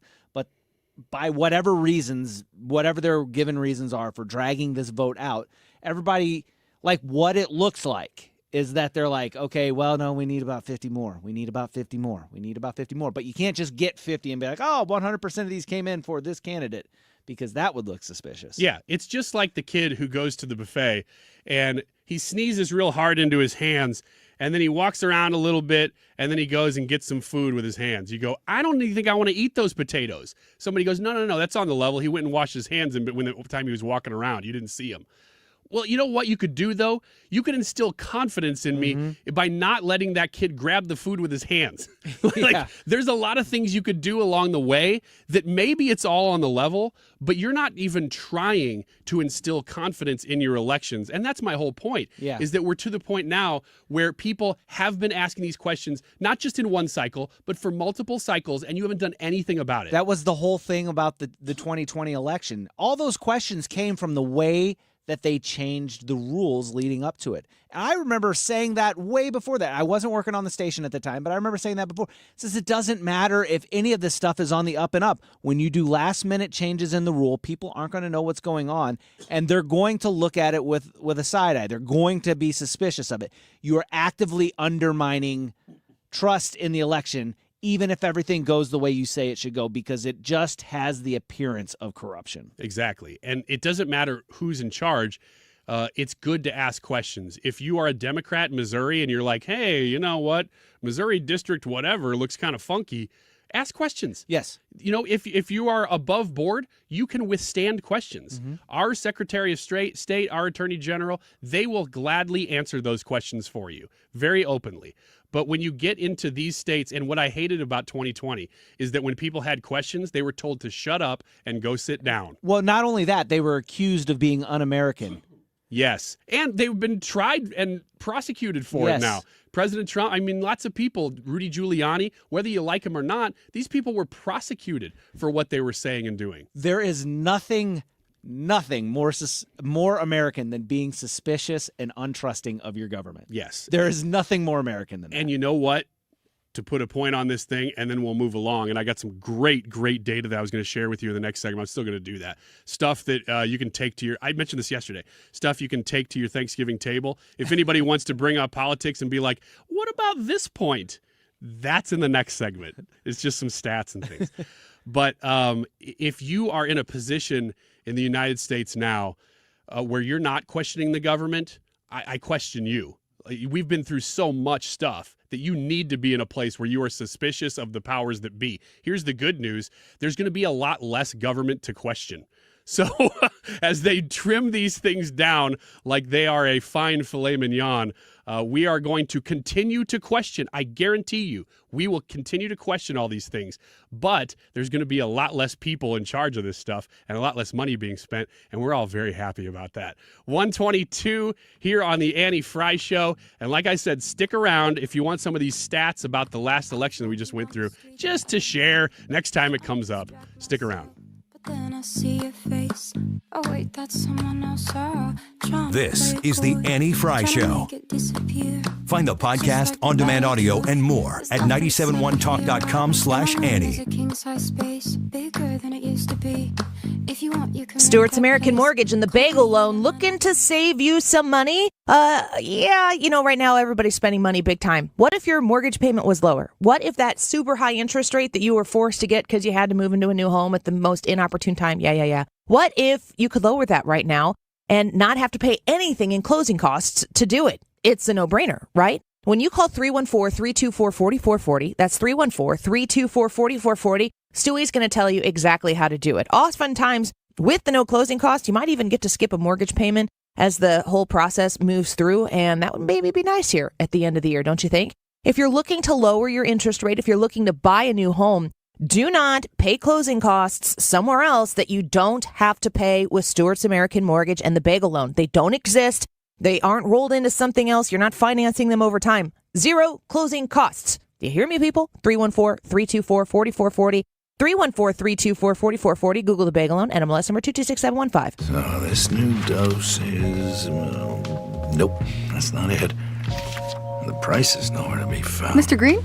Hi, it's all good. We've got this. This is not just help from a Walgreens pharmacist. Oh, new prescriptions. Cool. Let me check to see if these are the lowest cost options covered by your Medicare plan. Oh, that's great. Thank you. This is someone supporting you every step of the way. Chat with a pharmacist today to find help saving. This is the human kind of help. Walgreens. An official message from Medicare. Medicare plans change from one year to the next. And this year, it's important for you to review your current coverage and compare all your options during Medicare open enrollment. Compare health plans, drug coverage, and costs. See if you can save some money, and don't forget to make sure your drugs are covered. Open enrollment ends December 7th. Visit Medicare.gov or call 1-800-MEDICARE. Paid for by the U.S. Department of Health and Human Services. This station is now conducting a test of the emergency alert system. This is only a test.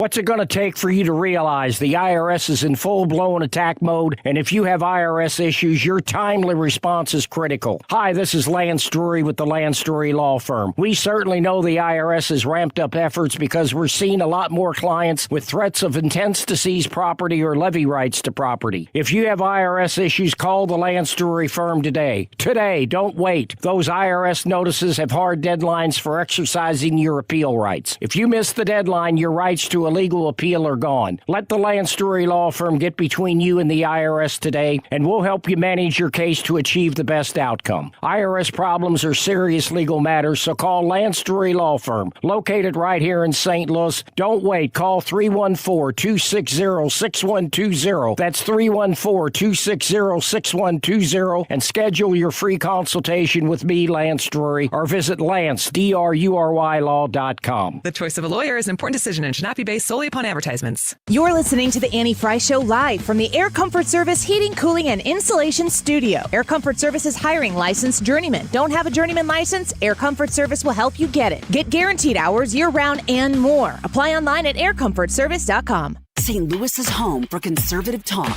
The Mark Reardon Show. Ness Sandoval. But it is possible that St. Louis County will be smaller in March of 2025 than the 1980 numbers. Weekdays from 3 to 6 on 97.1 FM Talk.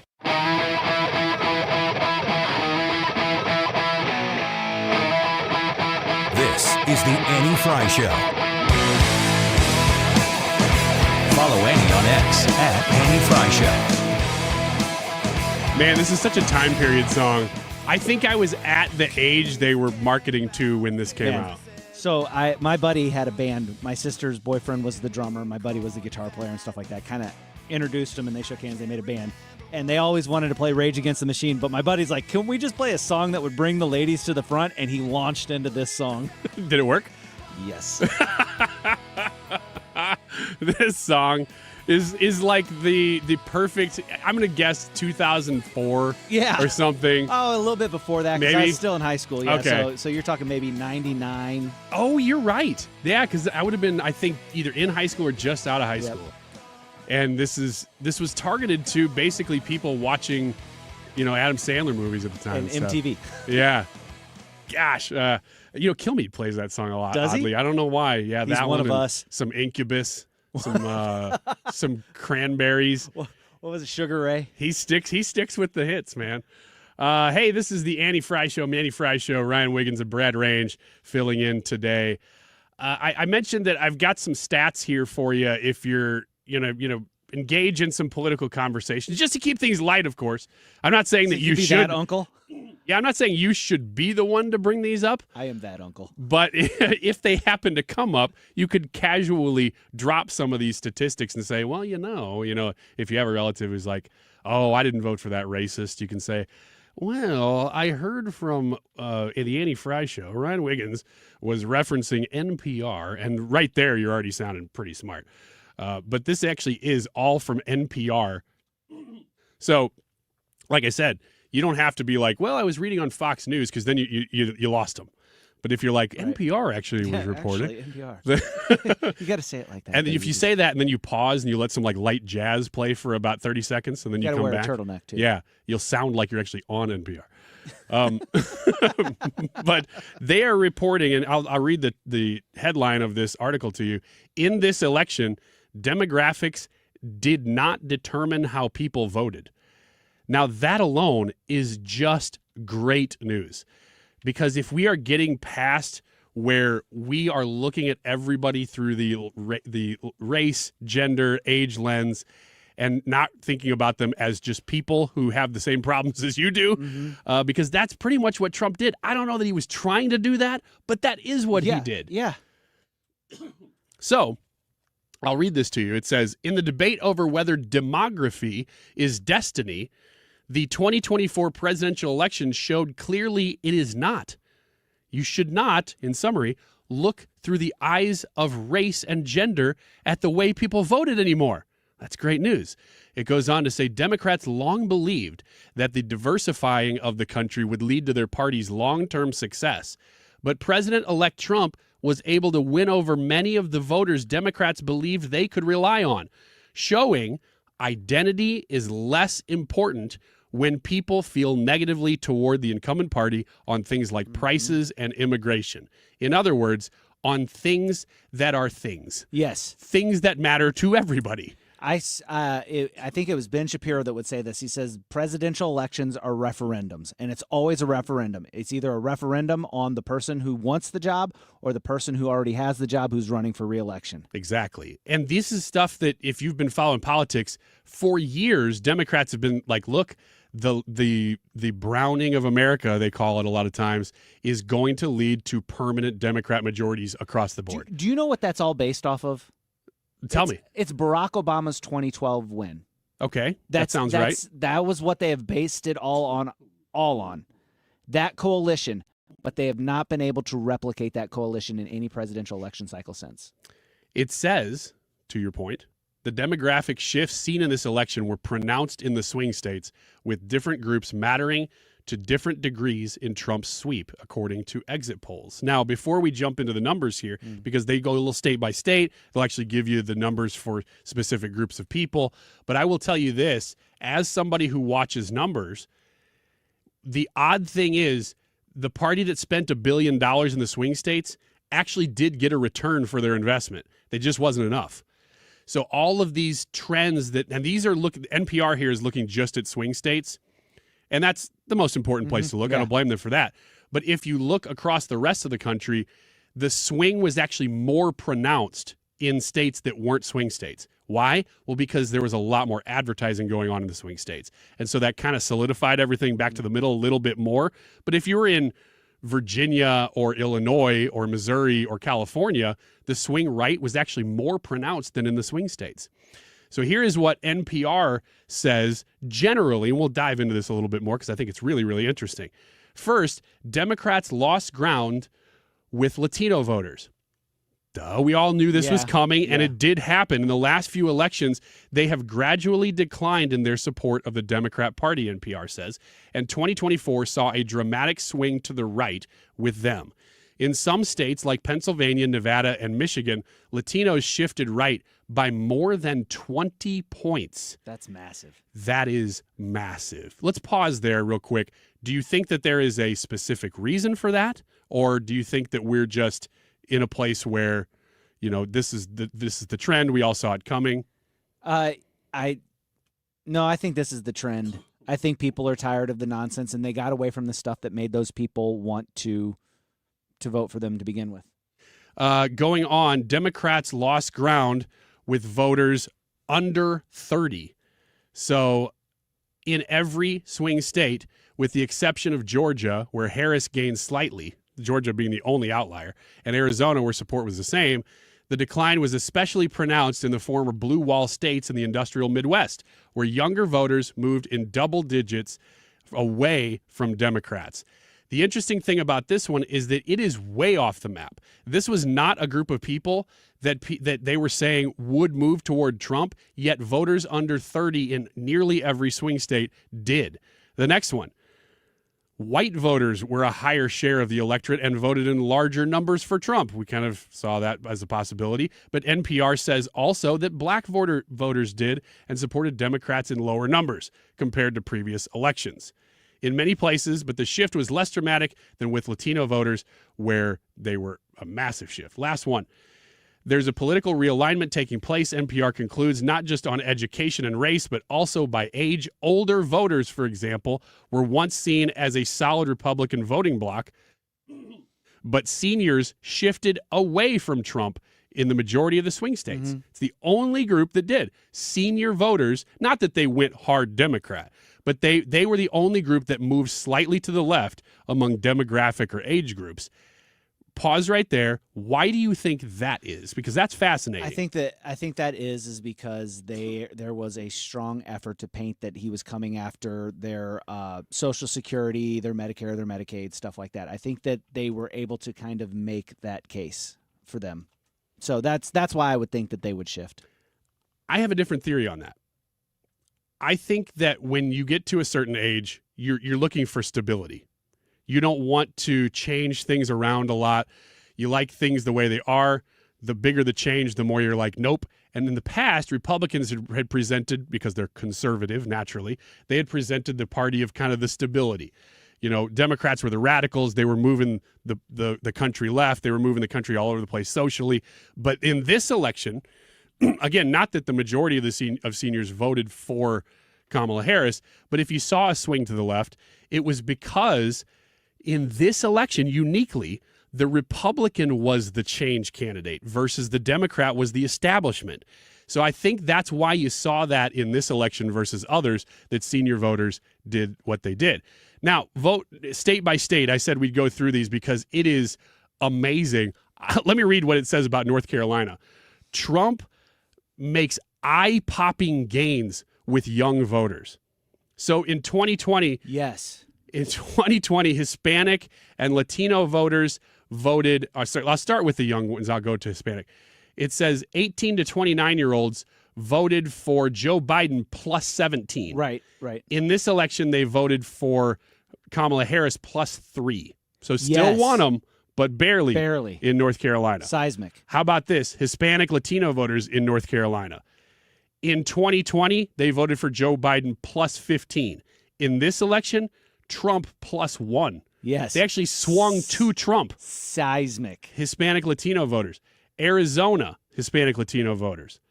Plus 24 in 2020, plus 10 in this election. That's a 15-point swing. Here's the one I was like, oh my gosh. This is actually the reason I brought the article up, because I looked at this graph and thought, how is that even possible? Nevada, Hispanic Latino voters. In 2020, voted for Joe Biden plus 26. In this election, voted for Donald Trump plus 2. That's a huge swing. 26, so 28-point swing? 28-point swing. Wow. For Latino voters in Nevada. But that was eclipsed by a different group in Nevada. Okay, let's hear it. Asian voters. Plus 29 for Joe Biden in 2020. Mm-hmm. Almost 30 points to the left. In this election, let me just restate this. Now, if you're listening, you're like, that's a lot of numbers. Just listen to what I'm saying about this one demographic group in Nevada. Asian voters in Nevada. In 2020, they went for Joe Biden by plus 29 points. In this election, they went for Donald Trump plus 23. That is a shift like you don't ever see. That's unheard of. It's this kind of stuff is the reason why NPR is having to. They don't want to write this article. They're having to write this article, partially because they're about to lose funding. Michigan, Harris saw sharp declines with Latinos and younger voters, too. Hispanic was plus 11 in 2020. Well, you can tell it's NPR because of the way they're phrasing it. Exactly. Harris saw sharp declines, not Trump made ground. Right. Yeah, that's a very good point.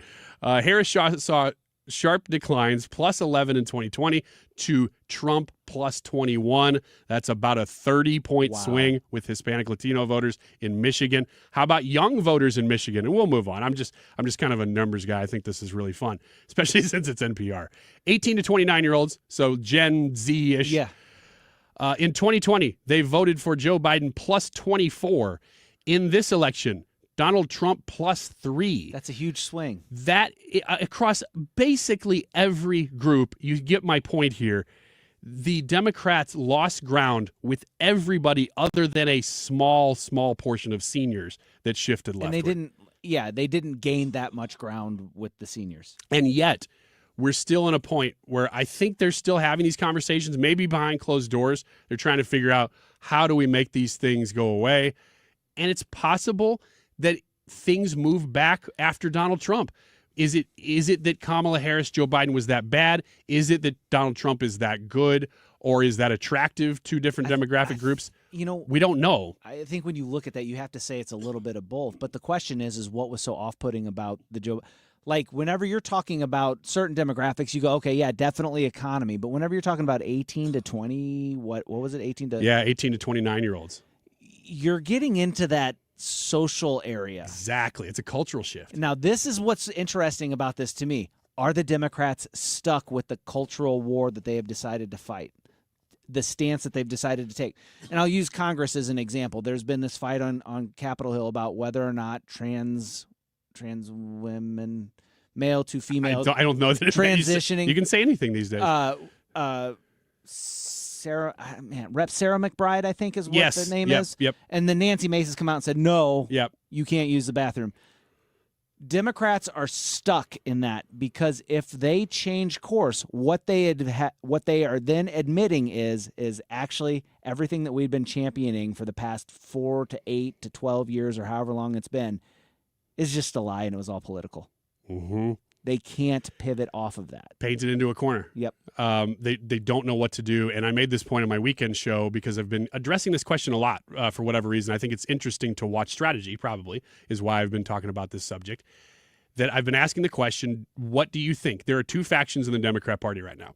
One is saying we need to move back to the center. This is your James Carville, not that he's like the sanest person in the world, but he doesn't like the woke stuff.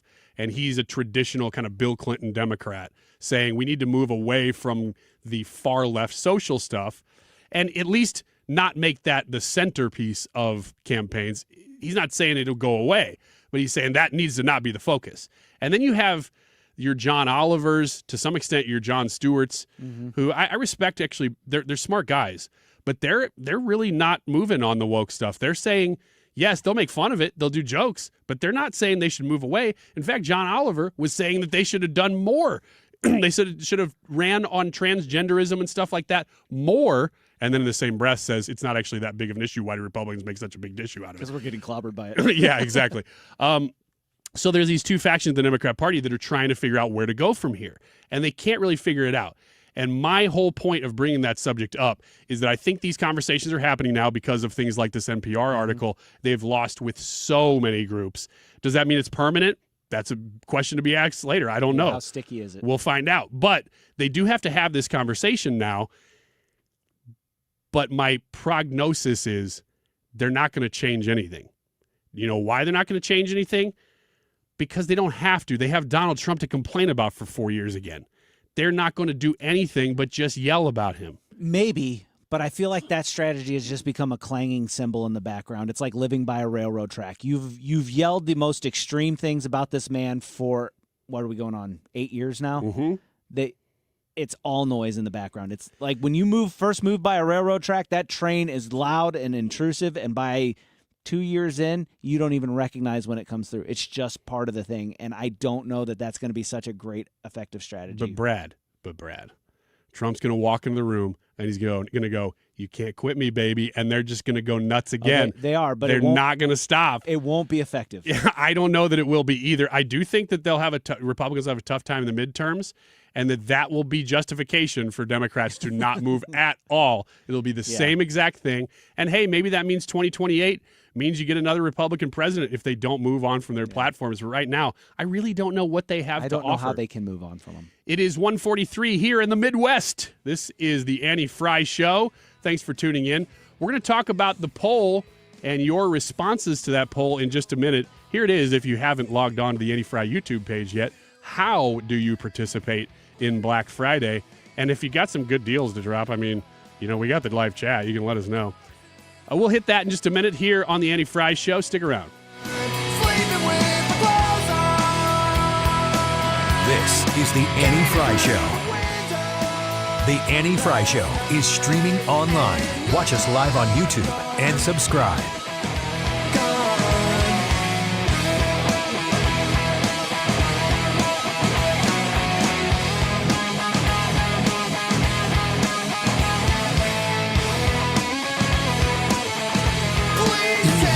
Farming isn't just a profession, it's a purpose. You can feel it in our 27 million acres of farmland. You can see it in the nearly 41,000 Missourians who work in agriculture. You can hear it at our farmers markets. You can count it in the $93.7 billion it brings our state. And you can taste it at your family's dinner table. A lot of farmers in our state rely on Bayer's tools and inventions because Bayer has a purpose too. To help farmers thrive. Learn more at go.bayer.com/purpose. Paid for by Bayer. Hi, this is Thomas Helbig with the Retirement Advisory Group. Hi, I'm Bob Kershaw. As a family business, we are committed to protecting your retirement, whether you're nearing retirement or already retired. What if it were possible to protect you from market downturns without having to make an emotional decision to buy or sell? What if you could take advantage of a strategy that would automatically take you out of harm's way during the bad years and position you for the growth opportunity during the good years? The secret is in linking safely to the market without putting your principal at risk.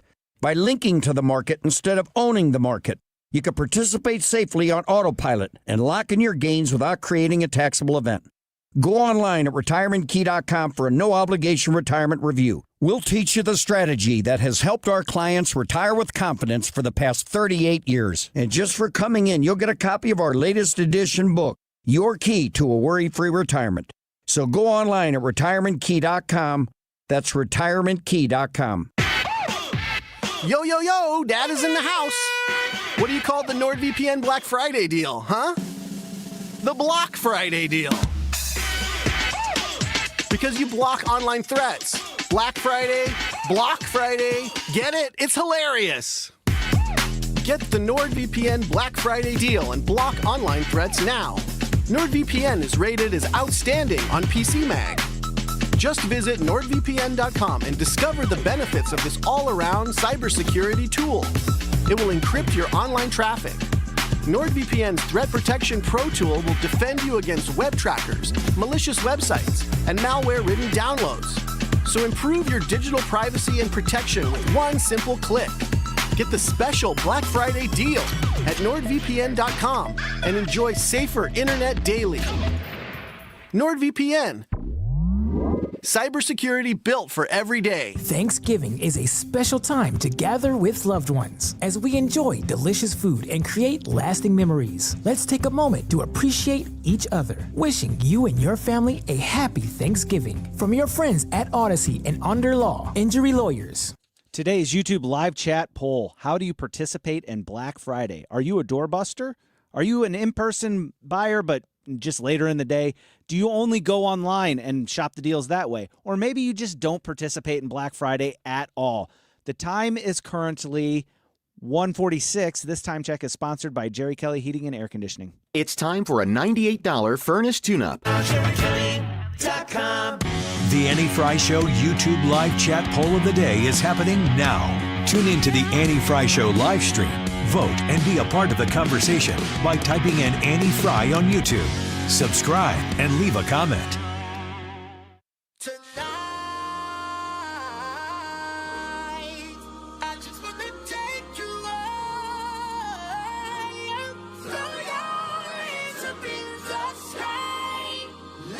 This is the Annie Frey Show. Interact with Annie on Facebook. The Annie Frey Show. Players, put your pinky rings up to the moon. Girls, what y'all trying to do? Hey, this is the Annie Frey Show. This is Ryan Wiggins filling in with Brad Range. The YouTube live chat poll today, how do you participate in Black Friday? There are a few options. One, I'm a doorbuster, in person, maybe later in the day, online only, or I don't participate. I have a feeling I know which one's going to win this, and I think it's going to be I don't participate. However, if you are a Black Friday shopper, I would like to know how you're doing that these days, because the online Cyber Monday thing is kind of interesting, but that really does bleed into Thanksgiving Day at this point. So let us know what you think about this. You got any thoughts about this one, Mr. Range? Yeah, I look at this and I go, it's different now. because they're opening the stores on Thanksgiving. And so whenever, like, I remember watching the news reports and all that stuff of the people just sitting there waiting in line, you know, camped out. Hey, we're going to have this TV for sale it's an event. for like, and it was like a ridiculously low price. So this is back when like flat screen TVs were $900 and $1,000, and like, we'll have them for like $300. Yeah. And so people would camp out, and then they would go in there and they would fly through the doors, and people would dive in there and grab the deal because there'd only be like 4 of them. I see a couple of people online referencing the weather that day. I haven't looked ahead, but it says on my phone that it's supposed to only be a 37-degree high that day. Doesn't look like any snow. Kathy online says no, she's only shopping online. Chris says no, never would I go out into that mess. Captain Planet says I'm just doing online Black Friday. Dale, a year ago, my wife would stand in line for something we wanted, but it's all online now. I'm assuming that means years ago, not a year ago. Steven, here's a cool one, says, I don't participate. This just came through like a minute ago. I don't participate in Black Friday, but my wife and I will be having our second child early Friday morning, so we are getting a different kind of doorbuster deal. Congratulations, Steven. That's very cool. If you want to participate in this poll or drop some sweet deals like somebody was telling us about guitar pedals, that's cool too. The weather this weekend does say that there might be some snow, though. Looking at 34-degree high on Saturday. I don't know what kind of snow, what chance of snow, but it does say that it's possible.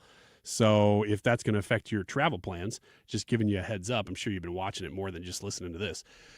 But I pulled up an article here that I really haven't dove into deeply, and I would like to, because there are people on the left who are avowed social progressives. Mm-hmm. Yeah. Then there are people on the left who are environmental activists. Okay. And I really like the environmental activist side of the left. I don't agree with them for using the government to achieve those ends, but I like those people. They are usually very committed to their cause. They're very, genuine. They're usually pretty genuine people, as long as they're not out there yelling that the government needs to be more involved in your life. I like that there are people that are out there like, hey, I'm here for the environment. Yeah, and I would say they're also doing and looking at stuff that the average person doesn't have time to look at or doesn't care to look at, and they're catching little things that might have gone under the radar that are actually harmful to the population. Yeah, exactly, and that's valuable. I like that exists. This headline caught my attention because that group of people has had this movement it kind of existed that I still am not sure why, but I almost every time I see it, I'm like, hey, I don't really know what you're doing, but I appreciate you that you're there. The headline is, which drinking water is healthiest? The pros and cons of tap, bottled, filter, and more. Now, I haven't had a chance to really dive in because I just saw this headline, but it made me think of those people that I'll see signs in people's yards that say, healthy water is life, and stuff like that. Yeah. And I'm like, I don't really know what it is that you're reading that's your main issue, but isn't it weird that we're in a place after the 2024 election, going into the 24 election, that all of a sudden, if that was your main issue, did you start to consider Trump after RFK shook hands with him on the stage? I mean, where does that put you? Well, if that's your main issue, because, RFK is the one that has been talking about fluoridation in the water. I don't know if you saw this or not, but the Surgeon General of Florida has come out and said that and recommended against fluoridating. Yeah, well, we knew that RFK was going to say that. So, I know everybody's like, oh, no, what about your teeth? And it's like, it'll be fine. There's fluoride in your toothpaste. Just brush your teeth, which is good practice anyway.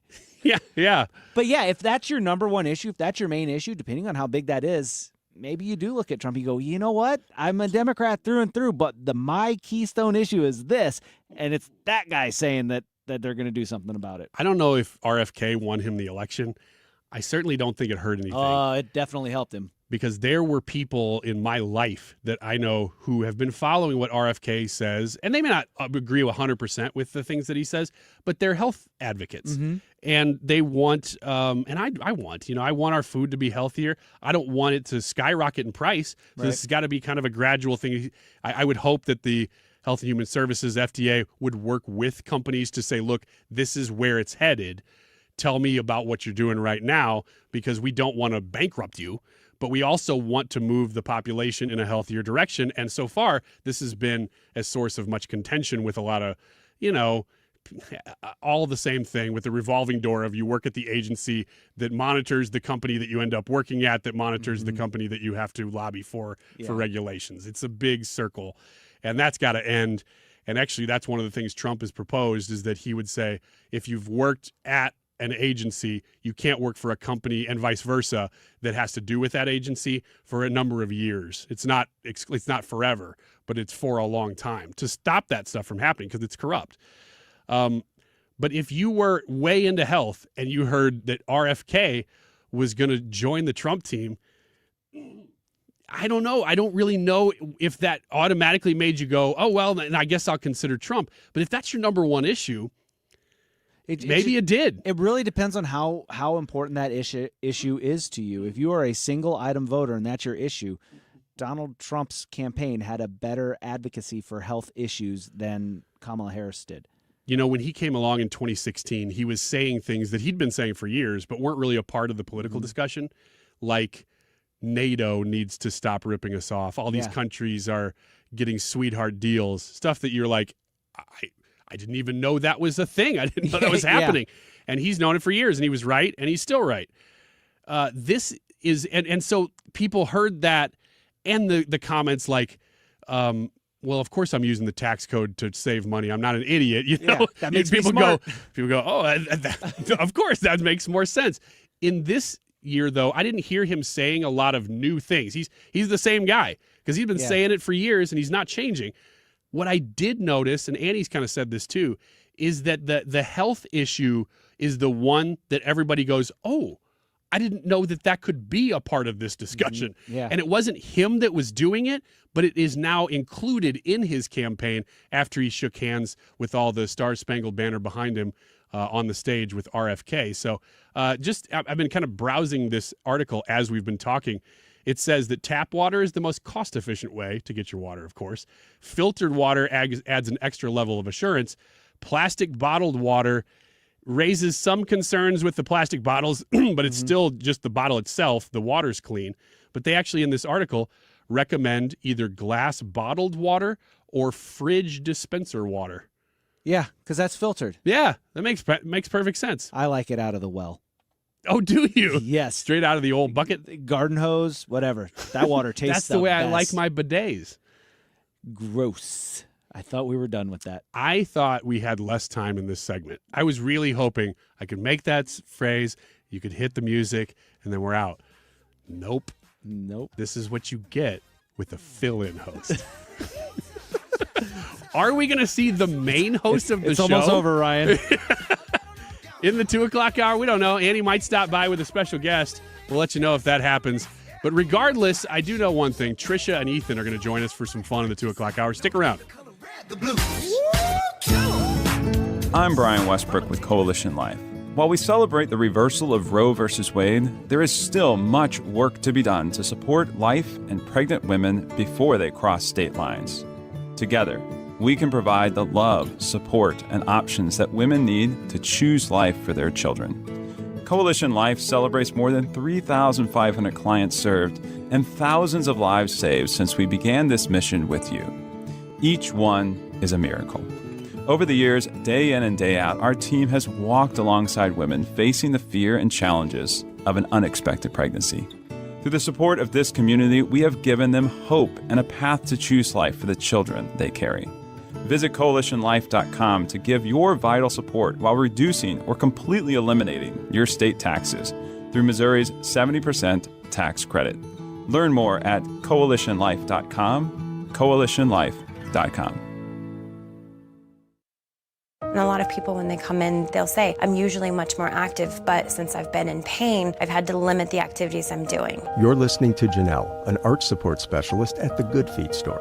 So he came in and he wanted to be able to keep up, play sports with his kids. And from there, we figure out which arch supports complement those activities. I fit him with the arch supports, and as I followed up with him, he's messaged me and said, I took my kids to the park today. We're walking, we're exercising, riding the bikes, and those are all things that he wasn't doing before because he was in pain. For over 25 years, the Good Feet Store's arch support specialists have been helping folks to live the life they love without foot, knee, hip, or back pain getting in the way. Our goal is to have that long-term change for them. That's what's most important, is knowing that you leave an impact on someone's life. And I like that. Try them for yourself. Stop in for a free personalized fitting and test walk at the Good Feet Store.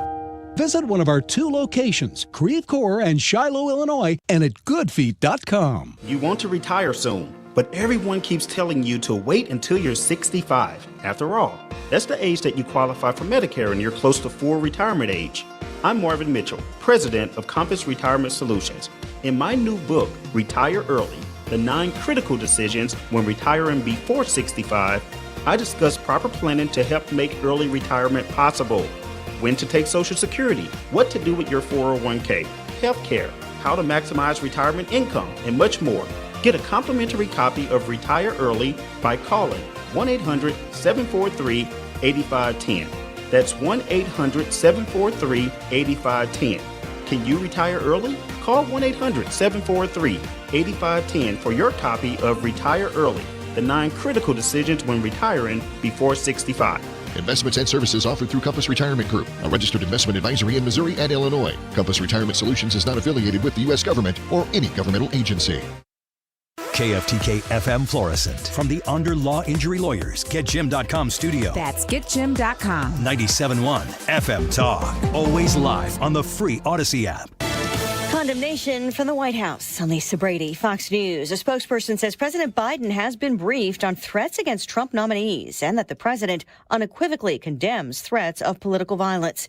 Sources tell Fox News Digital nearly a dozen cabinet nominees and other appointees have been threatened, with at least 5 names known. We begin with Trump's pick for CIA Director John Ratcliffe, then his nominee for Defense Secretary Pete Hegseth, Brooke Rollins, his pick for Agriculture Secretary, and his nominee for the Environmental Protection Agency, Lee Zeldin, who says a pipe bomb threat was sent to his family with a pro-Palestinian themed message, and his pick for United Nations Ambassador Elise Stefanik. Fox's Brian Yennis. The FBI says it's aware of numerous bomb threats and swatting incidents and is working with law enforcement partners. Defiance from Hezbollah in its first statement since a ceasefire deal with Israel, the Iran-backed militant group vowing to continue resistance and stand alongside Palestinian fighters. So far, the ceasefire in Lebanon is holding. Lawmakers for states recently hit hard by natural disasters keep pushing Congress to get busy. Georgia, North Carolina, and Virginia senators want an appropriations bill brought to the chamber floors next week. Funding would go to helping FEMA respond to future disasters, which the agency's administrator, Deanne Criswell, said is a necessity. The senators cite the destruction from Hurricanes Helene and Milton, they estimate at around $300 billion. A FEMA spokesperson says help can continue for victims of those storms through December 20th if no other natural disasters occur. Fox's Gernal Scott. President Biden's asking Congress for $100 billion in disaster relief, including $40 billion for FEMA. America is listening to Fox News. As a mom, comforting my family is what I do best. Vicks VapoStick provides soothing, non-medicated Vicks vapors in an easy-to-apply stick. And it dries fast, so there's no mess. I use it to comfort myself and my family. Thanks, Mom. Vicks VapoStick. Soothing comfort for the whole family. And when you need more comfort for yourself, try Vicks Vapo Shower Max for steamy Vicks vapors. Use as directed. VapoStick for use ages 4 and up. Vapo Shower Max use for adults only. Hey, can you blow up some balloons for Jack's party? I can't. I'm so congested. You need Sinex Saline from Vicks. Sinex Saline nasal spray? Yeah, just Sinex. Breathe. Sinex Saline instantly clears everyday congestion associated with colds and year-round allergies with a gentle, ultrafine mist that's no mess and easy to control. Daddy, we need more balloons. On it. Enjoy life's important moments without congestion. Try Sinex Saline from Vicks. Just Sinex. Breathe. Use as directed.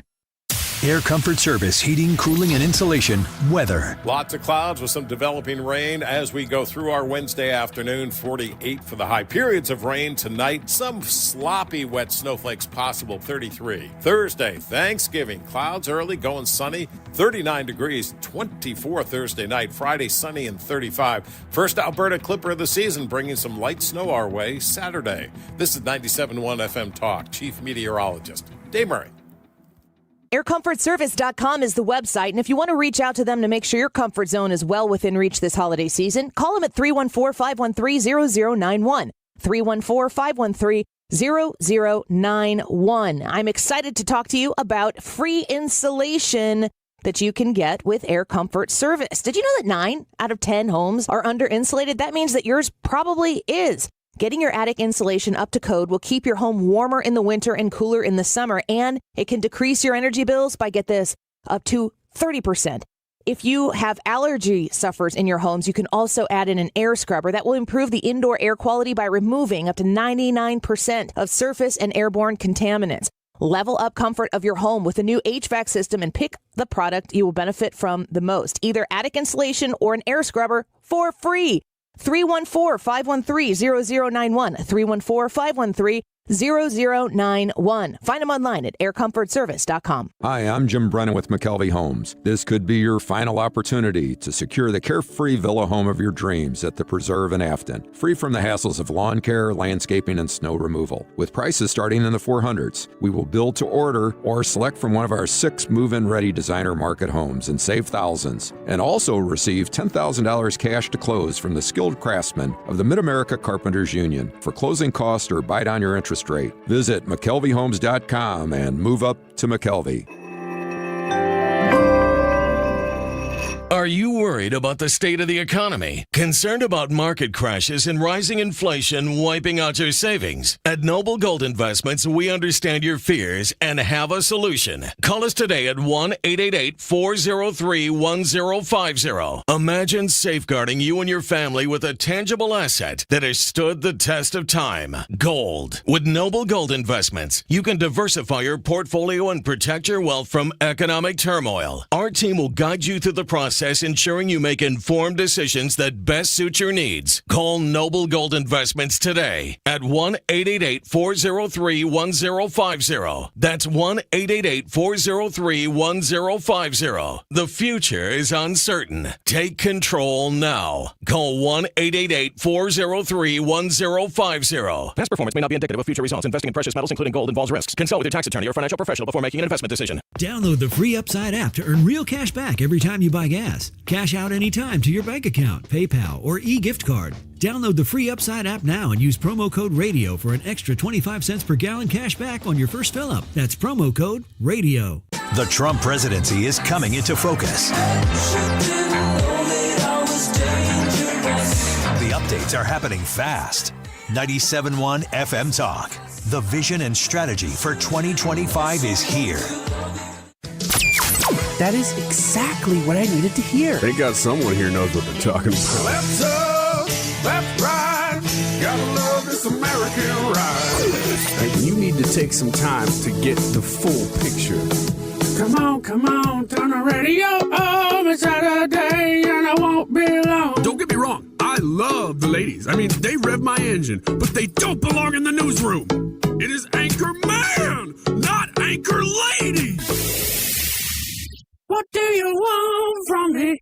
I'm not America's sweetheart. Goodness sake, kid, keep your voice down. Your father's listening to the radio. I'm not America's sweetheart. This is the Annie Frey Show. Yeah, this is the Annie Frey Show. This is Ryan Wiggins, Brad Range, and a full cast of characters in for the 2 o'clock hour on what feels like a Friday, which is why we played the special Friday Open. Just goosebumps every time that I hear it. Goosebumps. Yeah, goosebumps. I feel like we should play it every time that you host for every hour. I think we should just play it every time the show starts. Like every I agree with day. That too. Ethan is here. Trisha has been saying the show has been fantastic today. Excellent. Yeah. Yeah. Great. She walked in glowing about the show. Raving. I mean, the compliments are coming in from far and wide. Would you say that there's a buzz on the street? Yeah, and on the internet. Yeah. Yeah, it's buzzing. Are we trending? Yeah. Yep. And with that said, she also told me that she has a meeting with you after the show. So, see, I didn't know about this. Here's the problem: the more you talk about how good the show is on the show, the more it just stalls. the more full stop. It's like getting caught in a doldrum and just sailing your boat in a circle. This is great. No, you're doing a great job. Thanks. So Annie Frey, I've been told, is on her way in. She was texting, says you're killing it. Great to know. Killing the show, like literally. Now she shakes her head like she's lying. Like literally, the show is dying. Either way, Annie's driving so fast. She's on her way in to save the day. The show is getting choked out. You know that if there's a possibility that I take something as a compliment, I'm going to. I know. Okay, so I'm going to. Well, what did I ask when I walked in? Something about me getting a huge ego. I said, I find you a little bit harder to approach now that you've released a second book, and I'm wondering if that was on purpose, that because you're so famous now, if you're trying to put off these unapproachable vibes. Look, the fact is, and I'm just here to show the facts. Sure. The fact is that the first week of releasing a book is the biggest week. Yeah. The algorithm needs you to go buy it. This isn't for me. This is for the algorithm. This is just facts for algorithms. Which is for me. Right. Which is your next book, Facts for Algorithms. Facts for Algorithms. Yeah. Flowers for Algernon. It's the same thing. And what we need is just, if you happen to be able to get on the internet. I don't know if I'm talking to you or not. Like, I'm just talking right now to people who have the internet. If you are able to type in The Grocery List and Ryan Wiggins, or get on Amazon, if you've never heard of Amazon, it's a website. If you get on there and you type in Wiggins, The Grocery List, that book will actually come up. And that's what, when we talk about algorithms and stuff, that's what they need. That's what they need. They need facts, What facts for algorithms. What people don't have the internet, Ryan? I don't know. I just don't want to be exclusive. I'm trying to. We're make also sure. not promoting anything. We're just telling you how things work. Yeah, what algorithms need now the in human, times like these. Right. Now, then that's just the way technology works. The human element is that if you were to read the book, you would probably chortle. I don't know what that word means. It's like he'll do it. You're Hold like, on. Wait for it. There it goes. No. So anyway, that's the said. way. What is happening? That's the way it goes. We are trending the opposite Yeah, direction. we're trending again. Annie is breaking all speed laws. Here's the problem. Annie's crying. Like, please. Everything I've worked for, it's all coming down with one show. We got a text from Annie saying she was coming in, but I don't know what that means. Like, when? So I'm just like, let's just kill time until Annie walks in with our special guest. And when the special guest arrives, as much as you want to see Annie, you want to see the special guest, because the special guest is super cute. That's all I can say. It's just like a really cute woman. Speaking of full stop. Yeah. The Like Mannie some Frey people show. with no context right now are very intrigued. They don't know as to what where you're we're going. talking about. All right, let's bring up a story that I do have here, and I thought we probably should talk about this because it's weird. You know how Democrats were saying online that they need now their own Joe Rogan? Have you heard this? Yes. When you saw that, did you think, you don't just make a Joe Rogan? No. Like, you don't go, oh, you know what I'm going to do? I'm going to make a huge hit podcast to promote my side of the aisle. Man, no, that's not what I thought. I thought you had your own Yes, Joe Rogan. His there it name is Joe Rogan. That's exactly what Joe Rogan said. The article that I pulled up here is Rogan mocks Democrats for saying we need our own Joe Rogan when he says, quote, they had me. I was on their side in the past, and they completely lost him. This just cracks me up. It shows just how lost the party is. And look, we've been there. we've been dealing with, we coined the term mainstream media, which has turned into legacy media and all these drive-by media and all these things. Like, these are all conservative words for media. It's because we were on the outside looking in. Is this the first time in history that Democrats, at least in the last 50 to 70 years, are looking at the media going, I think we might be on the outside of what's happening right now? Wait, uh-oh. I mean, that's a good thing, but it's shocking the way that it's happened, because it's not as if all those institutions don't exist anymore. They do. They've lost their credibility, and people don't trust them anymore. People aren't really watching them as much anymore either, but they definitely don't trust them. Is this a new era in politics, or is this a flash in the pan? Like, do you think that we'll go back to having, no matter who they are, whether it's Rogan or anybody else, do you think we'll go back to having a dozen really trustworthy main media people and their podcasts? Or is it truly a world now where the voices are so spread out and they're so numerous that everybody's kind of consuming different things? I think that there's going to be some main media, quote unquote, podcasts, but I think it's going to be like a churn. There's going to be a churn at the top. It's going to be as people's popularity rises and falls. And that's basically because making a successful podcast is so much more accessible by now. I mean, we joke about this. We were joking about this off the air. We need some new microphones and stuff like that. And the cost of doing all the equipment that is here is just astronomical. Now, if you have the internet, maybe some StreamYard. Not everybody does, though. Right. You know, we're just talking to people who have the internet here in this segment. But it's so much more accessible to be able to create a podcast. And then if you hit it right, next thing you know, you get really popular. This is a good thing or a bad thing? I don't know. I don't actually know how you come back from it. I don't know how this legacy media is ever reestablished to something with credibility, because, as you said, it's all so spread out. I don't know, and maybe I can't make that leap, that next leap. I don't know that you will probably have other thought leaders pop up. Joe Rogan's a thought leader. He's having a moment. Rush Limbaugh was the same. They're 1 in a million. They happen once in a lifetime. But the rest of us, it is super easy to create a podcast, but how do you get everybody on board? I don't know that you can. I don't know how you... I don't know what that looks like. Let's say in a world where Elon Musk buys MSNBC and he puts Joe Rogan on and he puts Theo Vaughn on MSNBC or whatever, are we right back to a new legacy media? Are we right back to the place that we were, just with more conservative voices? Or is that era past?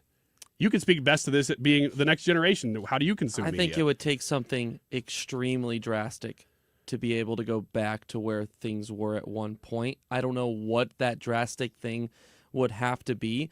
You thought that maybe it was going to be Trump's landslide victory and a recognition of, people are catching on.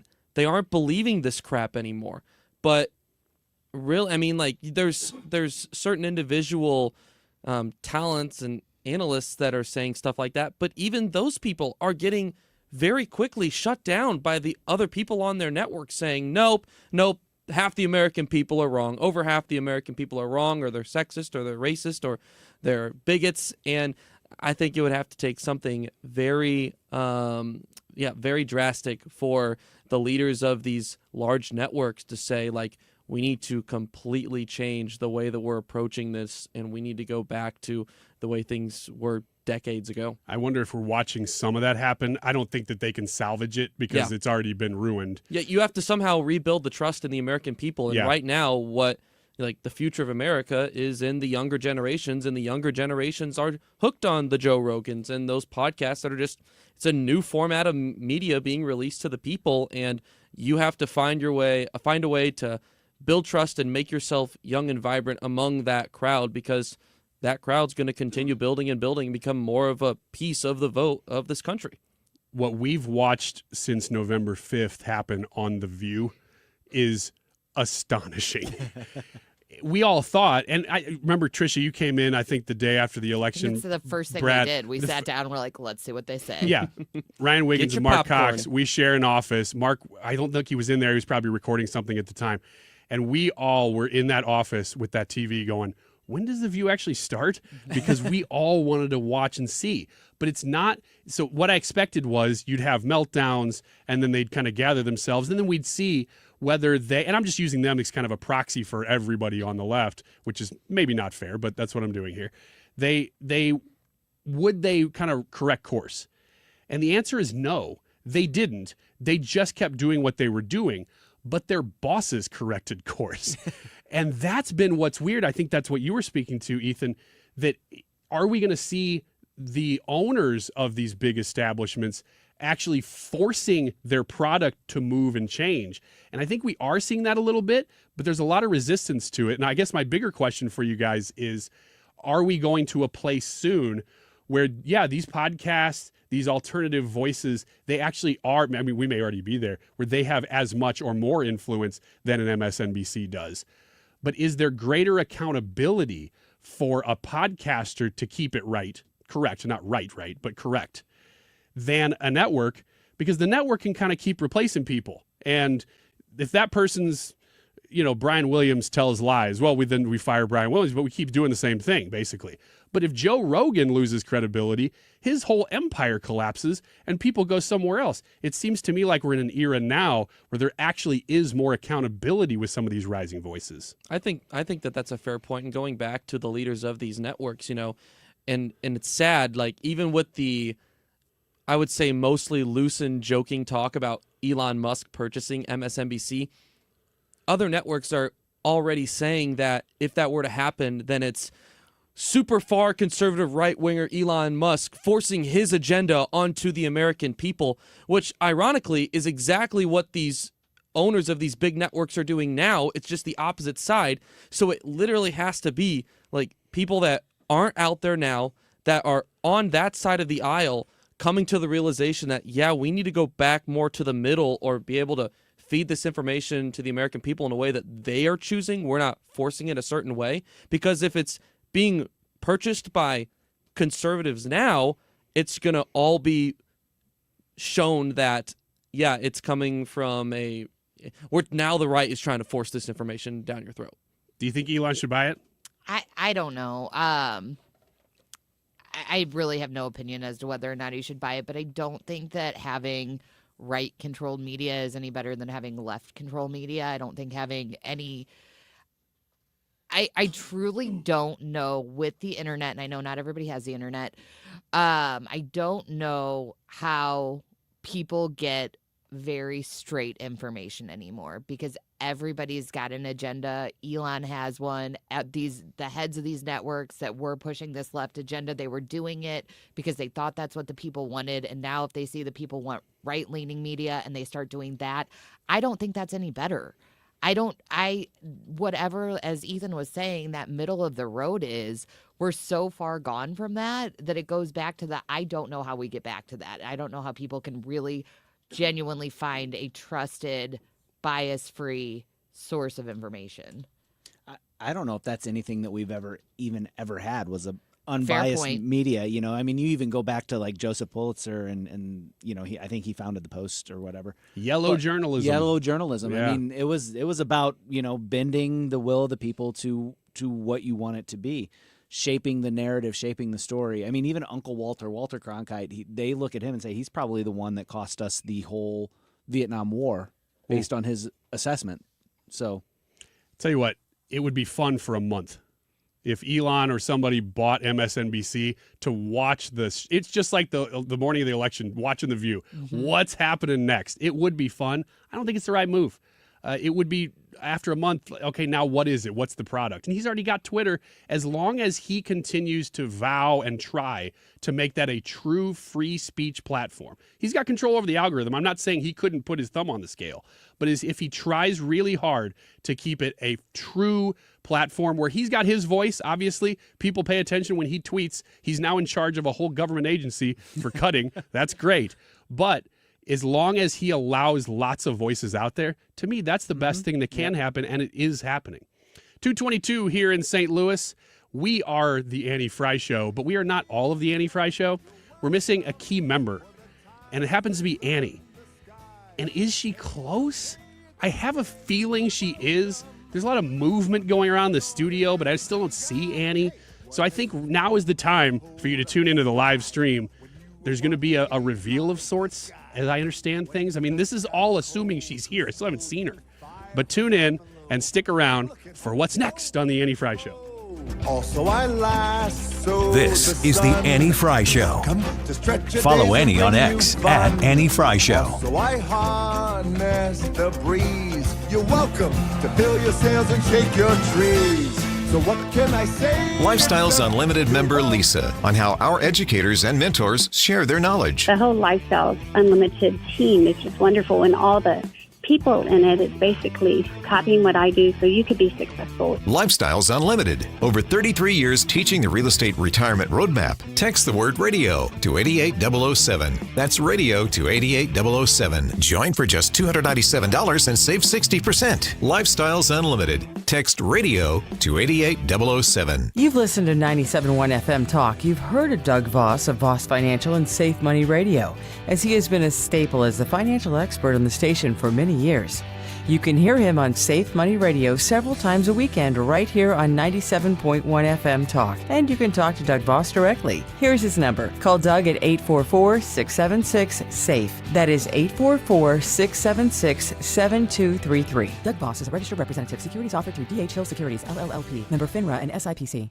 Get into the holiday spirit and listen to The Christmas Station, 102.5 KEZK, for all the sounds of the season from Mariah to the holiday classics. It's the most. Plus, keep rocking around the Christmas tree no matter where you are with 102.5 KEZK on the free Odyssey app. Turning your home into a winter wonderland? Ask your smart speaker to play 102.5 KEZK. Enjoy the holiday season your way on the radio, on your smart speaker, and on the free Odyssey app. Honey, bags are packed and in the trunk. Is the car good to drive to Mother's holiday dinner? Yes, dear. Car's good. We have Ox Car Care for their extended car service plan. Ox covers our repair bills if anything happens. We have no worries if any problems come up on our holiday travels. Ox Car Care has our back. I remember. Ox has flexible coverage plans that can protect issues with engine, transmission, brake systems, and so much more. Yep, we don't pay. Ox pays. Ox gets it fixed for us. Joe at the auto shop says Ox Car Care pays them directly, and there's no complicated paperwork. Ox is A+ rated, with already millions of dollars paid out in claims. Right. They handled our claim from start to finish, unlike those other companies. Good call. The last thing we need is an unexpected car repair bill this holiday. The only thing now is, which pie is Aunt Martha making? Drive with absolute peace of mind this holiday season. Call Ox Car Care for your free quote. 800-296-3315. Don't get stuck with a major car repair bill. Call Ox today. 800-296-3315. 800-296-3315 or oxcarcare.com. If you owe the IRS, you have a legal issue, and you need the Lance Drury Law Firm. We'll protect your rights. Log on at lancedrurylaw.com or call us toll-free at 888-367-6512. Not many window companies do egress windows. Those are the ones used in basements or floors with no emergency exit. GHRcontracting.com. We offer same-day install and financing 0% for 18 months, and there's no hassle with price negotiation. Get an upfront quote on the phone. GHRcontracting.com. Jewels on Hampton in St. Louis Hills is paying some of the highest prices on gold, silver, diamonds, semi-precious colored stones, and fine watches on site. Jewels on Hampton is a premier jeweler with an exquisite selection of diamonds, semi-precious stone jewelry, and vintage watches. Their expert design team can restyle your jewelry to today's contemporary style. They also do jewelry and watch repair. Need extra cash? Jewels on Hampton is paying some of the highest prices on gold, silver, diamonds, semi-precious colored stones, and fine watches. Bring your collectibles and clocks, sports memorabilia, and figurines too. Jewels on Hampton, 4506 Hampton, just 3 blocks south of Chippewa. Call them at 314-752-5000. That's 314-752-5000. So if you need some extra cash, looking for that one-of-a-kind piece, make Jewels on Hampton your first stop. Jewels on Hampton in St. Louis Hills. You're listening to the Annie Frey Show live from the Air Comfort Service Heating, Cooling, and Insulation Studio. Level up the comfort of your home this winter with either free attic insulation or an air scrubber. With a new HVAC system installation from Air Comfort Service. For details and a free estimate, visit aircomfortservice.com. This is St. Louis's home for conservative talk. Stream it on the Odyssey app. the easiest way to listen when you don't have a radio. Your home for conservative talk. The Odyssey app for 97.1 FM Talk. This is the Annie Frey Show.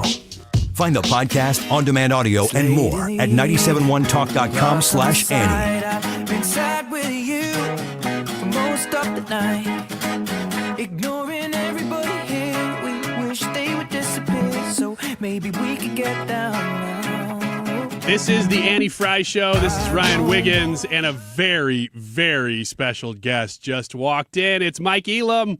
Man, I totally thought you were going Jensen with that one. Nope. And I forgot there was another man standing right behind me. This studio is very full right now. It's good. Full of love in our hearts, really, is what I was Brought to meaning you by that. Winnie. Brought to you by, where is the dog? Annie's here. Trisha. And her new puppy is here, too, and so is Jensen. And there we go. It looks like a stuffed animal, you guys. It looks like a robotic stuffed animal that moves, and it's licking her face. Cavalier King Charles Spaniel. Oh, my gosh, it's so cute. 9 weeks old today. Oh, Winnie, my goodness. When I was petting Winnie just now, I was reminded that it's not just love. Is this about your book? No. Okay. No.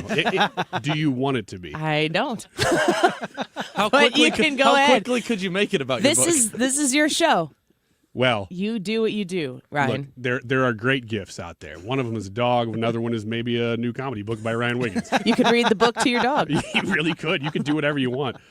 Once you buy it, you do whatever you want with it. I don't care. You can use it as a algorithm, right? doorstop. It's the algorithm. Mhm. Exactly. And this dog is the cutest.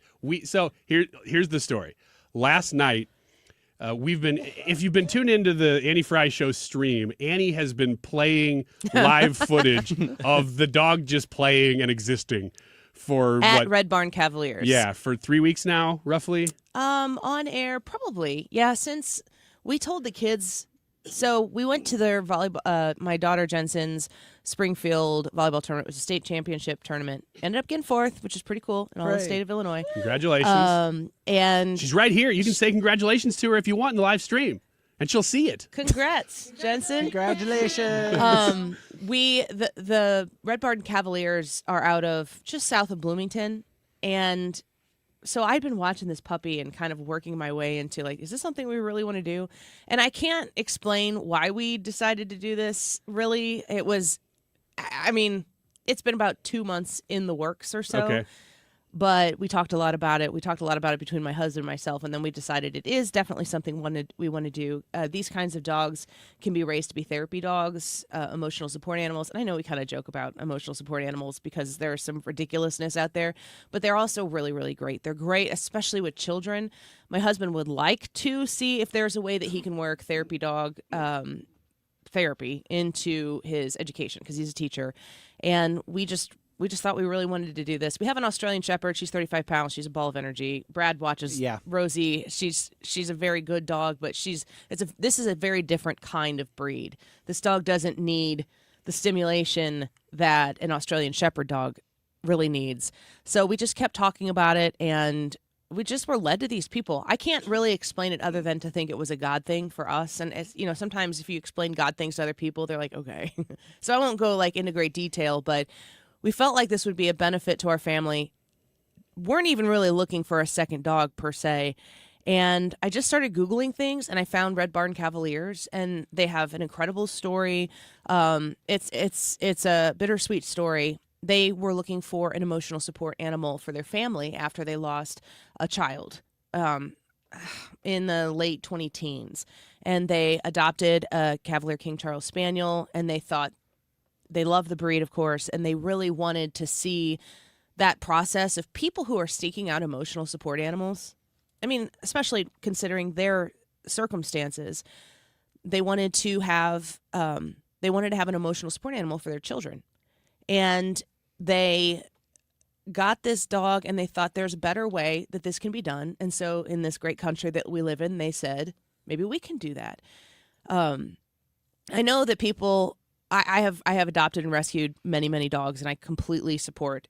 This is not at all. They're two different conversations in my mind, and what we are trying to do with Winnie is a little bit different. It's more than being able to adopt an adult dog and turn it into a therapy animal and so on and so forth. But Red Barn Cavaliers. You can find them on YouTube. There's also a website. But the way that they nurture these puppies from the time that they are born, the mothers as they're going through their pregnancy, the meticulous nature with which they care for everything. And also, I should have said this in the first place. I paid the full price for this dog. I'm getting nothing for telling you this.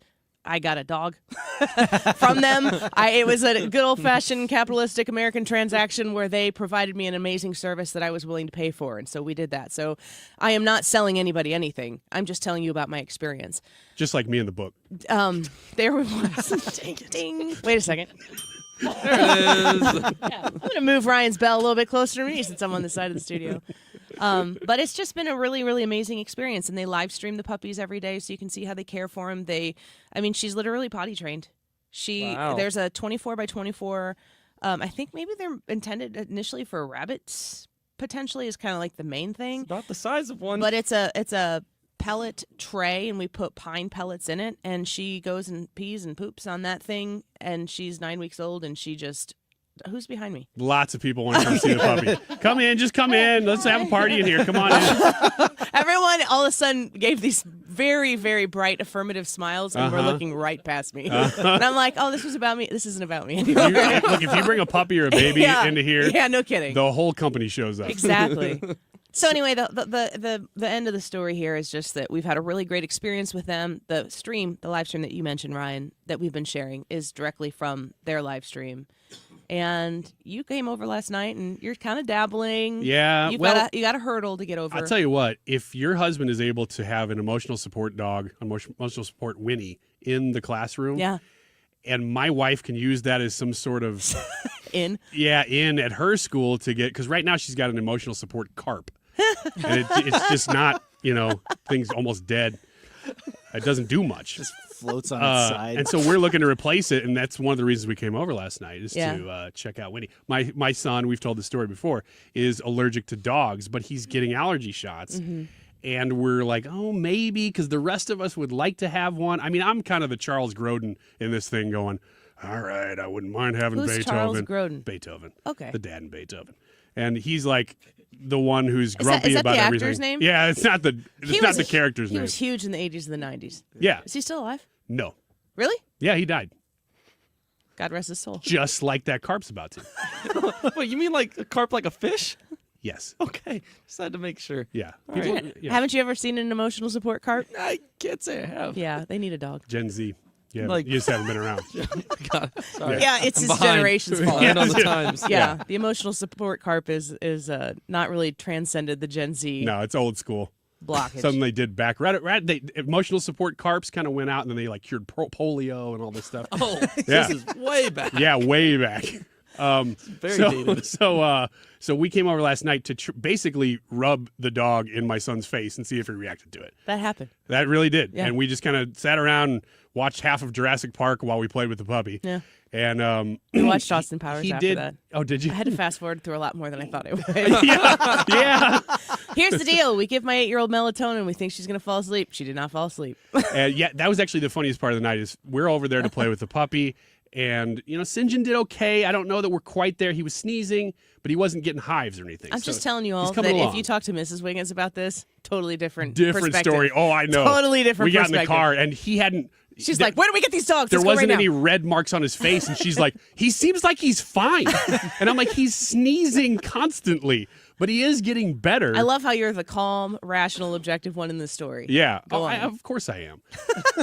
I'm thinking about my family here, and so the dog And may your be... wife? Yeah, and the that's the reason I'm even having the conversation. Because like I said, this is an expense. Like, I don't know that I want to deal with owning a dog again because I'm trying to manage a family. But I also realize that family really wants a dog. Yep. So I'm going along with it, and it may be in our future. I just don't know. But the funniest thing from last night was we walk in, and my daughter is like dog crazy. Yeah. She's the reason. My wife and my daughter are the reason we're even going through this process. The boys will love it too, but they're like, please, we want a cat or a dog. We just want something fuzzy. Yeah. And I'm like, get a stuffed animal. They're like, but that looks like one. Let's get that one. That's true. It's a very expensive They stuffed walk animal. in, and my daughter, who's 10 years old, looks at that dog and then looks at your daughter, Evelyn, is like, let's go play. Yeah, they love each other. And they haven't seen each other for almost 2 years. Yeah. And just instant friends. Yep. So you guys are going to have to set up a play date because they had such a good time and they were like,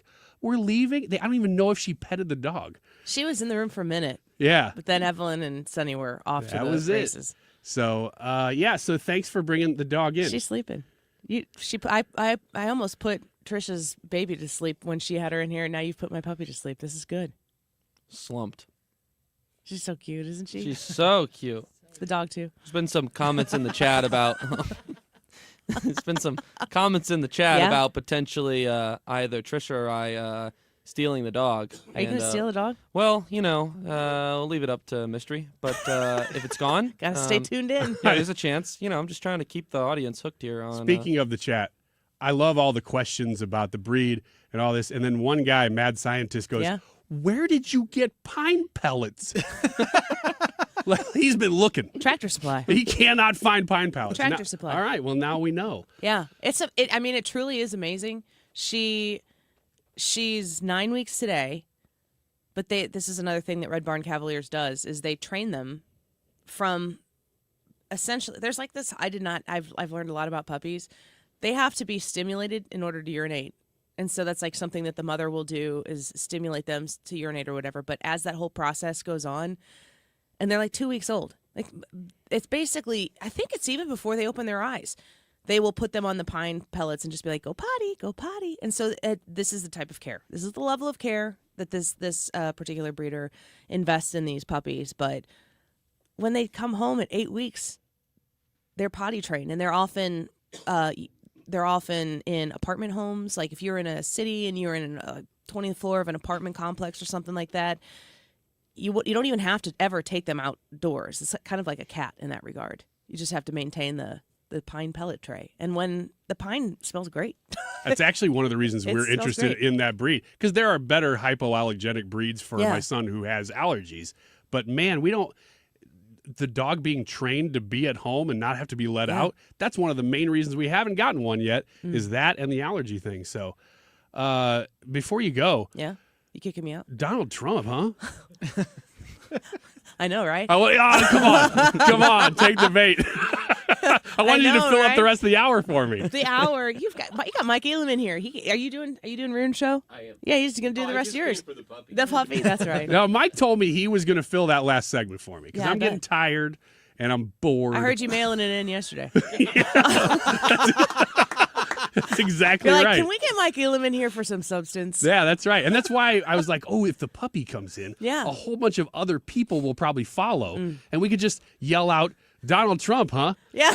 And just see what happens. You can't do that into the void in a radio show. It's just not the same thing. See, that's why you're the host. When you're trying to make friends at a party, if you just say Donald Trump, huh? Or Donald Trump, am I right? But then you have to commit to go with whatever the mood is.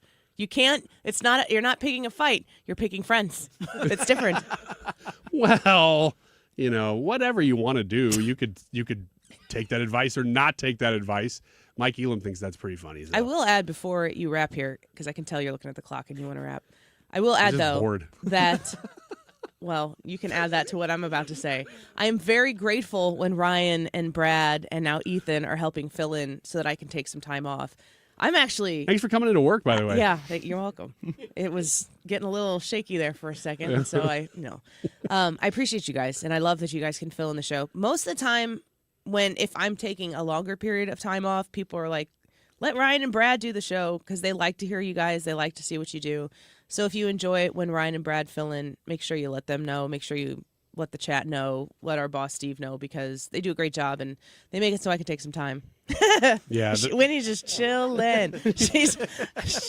Her head's like hanging back all the way, falling asleep. No neck strength yet. Wow, that dog, if you are watching on the stream, is passed out. Conked. It's a big day. If that dog could speak in that tired voice, it would sound like this. I just have to remind you. Oh, God. Don't you ever let anybody take your power from you. Okay. What happened to her power? I think the American people took it from her. Winnie is too young to drink. Isn't it amazing that the party that... Isn't it amazing this segment's still going? Yeah, isn't it amazing that the party that just got their butts handed to them in this election still think that they have their power? Like, that's what they've been selling the whole time, If they've been selling that the whole time. You have the same power. Yeah. That you did before November 5th. Yep. So where did that $1 billion go? Well, it doesn't matter. They still have the same power. Exactly. Yeah. It's a money laundering scheme. I don't know. It's just pretty amazing that she's like, everything is the same. And we're like, we know. That's why we voted the way we did. And I've had a really good 2 weeks. Oh, man. Are you buying into the drinking thing? I mean, I didn't initially, but that clip. I've pushed it off. I have too. Seemed like because a cheap I thought, shot. I don't know. You can't really make that claim. But you watch that, and that's what everybody thinks. She's hunched over. Yeah. She needs a filter. Yes. She does. It's more of the physical presence. God dang it. It's happening on Fox News right now. Oh, my gosh. There it is. Exactly what you're talking about. Everything. Wow. Her hair is different. She looks like she's aged she so does. much in these few months. I think that her people hate her. That's what everybody's saying, too, is that you wouldn't put this video out if you were like, oh, we want to protect her. Yeah. Anyway. Because of random political conservative talk shows. Yeah, do something else with your time. Like playing read a book back or something. the audio for you on a Wednesday before Thanksgiving. I mean, we said this is what people are going to be talking. If you have political discussion, you'll probably be talking about this. Yeah. Because it's kind of pervasive. It's a little embarrassing. Kind of feels like a we'll do it live moment where it's like, just one take. Just do it. Look, let's get this done. Tell people they still have the power, and then let's go back to Hawaii. Yep. All right, you going to stick around? Or are you going to leave? I'm going to go see some other people in the office. All right, fine. I'm going to let you I'll just hold the puppy and get this you can ship do to whatever shore. you want to do. You can go visit people because that's the point, right? I'm taking the puppy with me. Oh, you're going to take the puppy? Nobody here wants to see me. Are you kidding me? They're all going to ask me why I'm here. Okay. And they're going to see the puppy and they're going to go, oh, now I get it. Well, Go buy Ryan's book. Yay, go buy the book. The first week, I don't know if we mentioned this, the algorithm really appreciates it in the first week. You and Mr. Gorhythm there. Time to Al, my friend Al. Yeah. The YouTube live chat poll, do you participate? How do you participate in Black Friday? We'll answer that question ourselves, and we'll get to your comments next here on the Annie Frey Show. This is the Annie Frey Show. It is the shopping season, and the Diamond Shop is celebrating Small Business Saturday, November 30th. Make sure that when you were doing all of your shopping, that you give the Diamond Shop the ability to show you some of the most beautiful pieces that they have right now with an extra 10% off all in-stock items. Yes, this goes on top of the 40% off all in-stock jewelry that runs through Christmas Eve. Make sure that on Small Business Saturday, after you've done the Black Friday stuff, probably doing that right now online anyway, make sure you go shop at a small business, one that is St. Louis, family-owned and operated, that's been here. It's an institution since 1910 in St. Louis. Tom, Mona, Nikki, the staff there, they're wonderful people, and they have the piece that you're looking for in the budget that you've targeted. They will work with you. They have great opportunities with financing as well.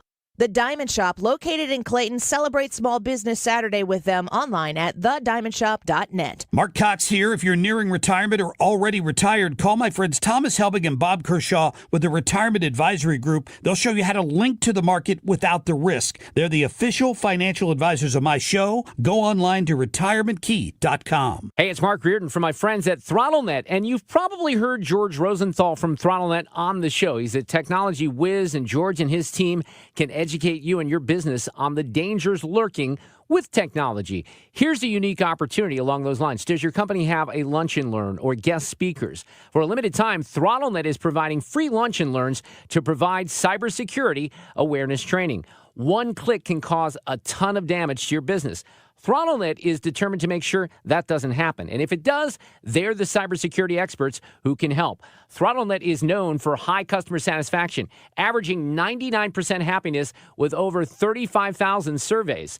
They have an industry-leading response time of less than 2 minutes. And no clients of ThrottleNet have ever paid ransom as a result of a cyber attack. Contact ThrottleNet at throttlenet.com/971 and we can schedule your free company lunch. Don't miss out. Find out more today about ThrottleNet at throttlenet.com/971. Today's YouTube live chat poll, the last one before Thanksgiving. I'm super excited about this. How do you participate in Black Friday? We want to know. Are you a doorbuster? Do you participate in person, but later on in the day? Do you only shop the deals online? Or maybe you don't participate at all. Jump on Annie's YouTube page real quick and get your vote in. Leave us a comment. Tell us why you voted the way you voted, and we might read that on the air. The time is 2:47. This time check is sponsored by Jerry Kelly Heating and Air Conditioning. It's time for a $98 furnace tune-up. JerryKelly.com. Some nights I stay up, cashing in my bad luck. Some nights I call it a draw.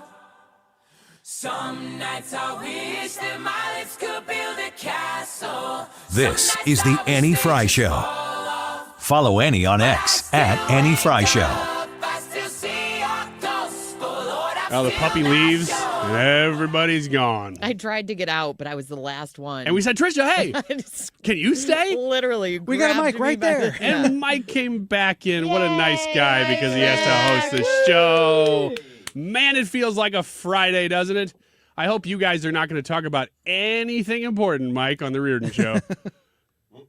Why would we start doing that today? It's the day before Thanksgiving. You know, it's a weird thing because there is still so much to talk about, but people, I don't know about you, the circles that I run in, maybe it's because I'm not with enough liberals, but people just like, they're light, you know, people are like ready to celebrate a little bit going into January 20th. If you're paying attention at all, I don't know that everybody in my life is like that hyper political, but I don't know, for me, going into this election, and you're kind of in politics in a different way than I am.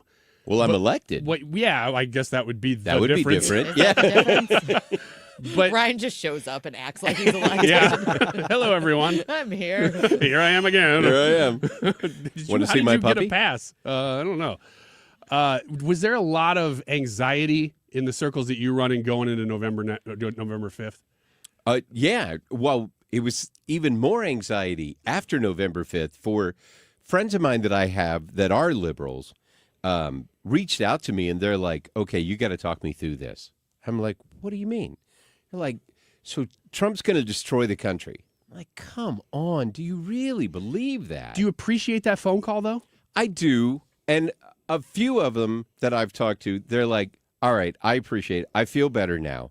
And I'm like, quit watching MSNBC and CNN. Like, go to normal news sites and just see what's going on. Because I was just down the hallway having the conversation. Then when the Biden administration came in, he was putting his cabinet together, and it seemed like, how many boxes can we check to get people off the radar of, hey, demographic boxes. Right. Yeah. You're straight, you're gay, you're black, you're white, you're Asian, you're whatever, right? Trump arguably has the most diverse cabinet we've seen in my lifetime. The difference is with Biden, it was about checking a box of a demographic profile that you fit. Trump's doing that, but he's putting people in that are qualified. That's the difference. I don't care what box you tick. I care whether or not you're qualified. If you're qualified, my country's going to be okay. If you're not, we're not. And I think that's the biggest problem of what you've seen the last 4 years. He surrounded himself with a whole bunch of people that weren't qualified. Seems like the one qualification he's looking for in these picks. And I know he's taken a little bit of heat for this from the, I don't want to say establishment, but the kind of the party that exists that has controlled Washington from the right, not the left. The left, he's like, I don't care what they say. Yeah. But the Republican kind of machine that exists has been very critical of some of these picks because they say, well, these aren't people who know how to govern. They are people who know how to fire missiles at the organizations that they're going to be leading, which I think is a fair criticism. However, but arguably, I think that's one of the things that he wants to do. That's exactly what I was going to say. That seems like the point. Yeah. We have gotten to this point we're at now because we've had good people at running agencies, and they're good at growing those agencies and adding to personnel and adding to their budgets. They're not good at shrinking them because they've forgotten that that's the point.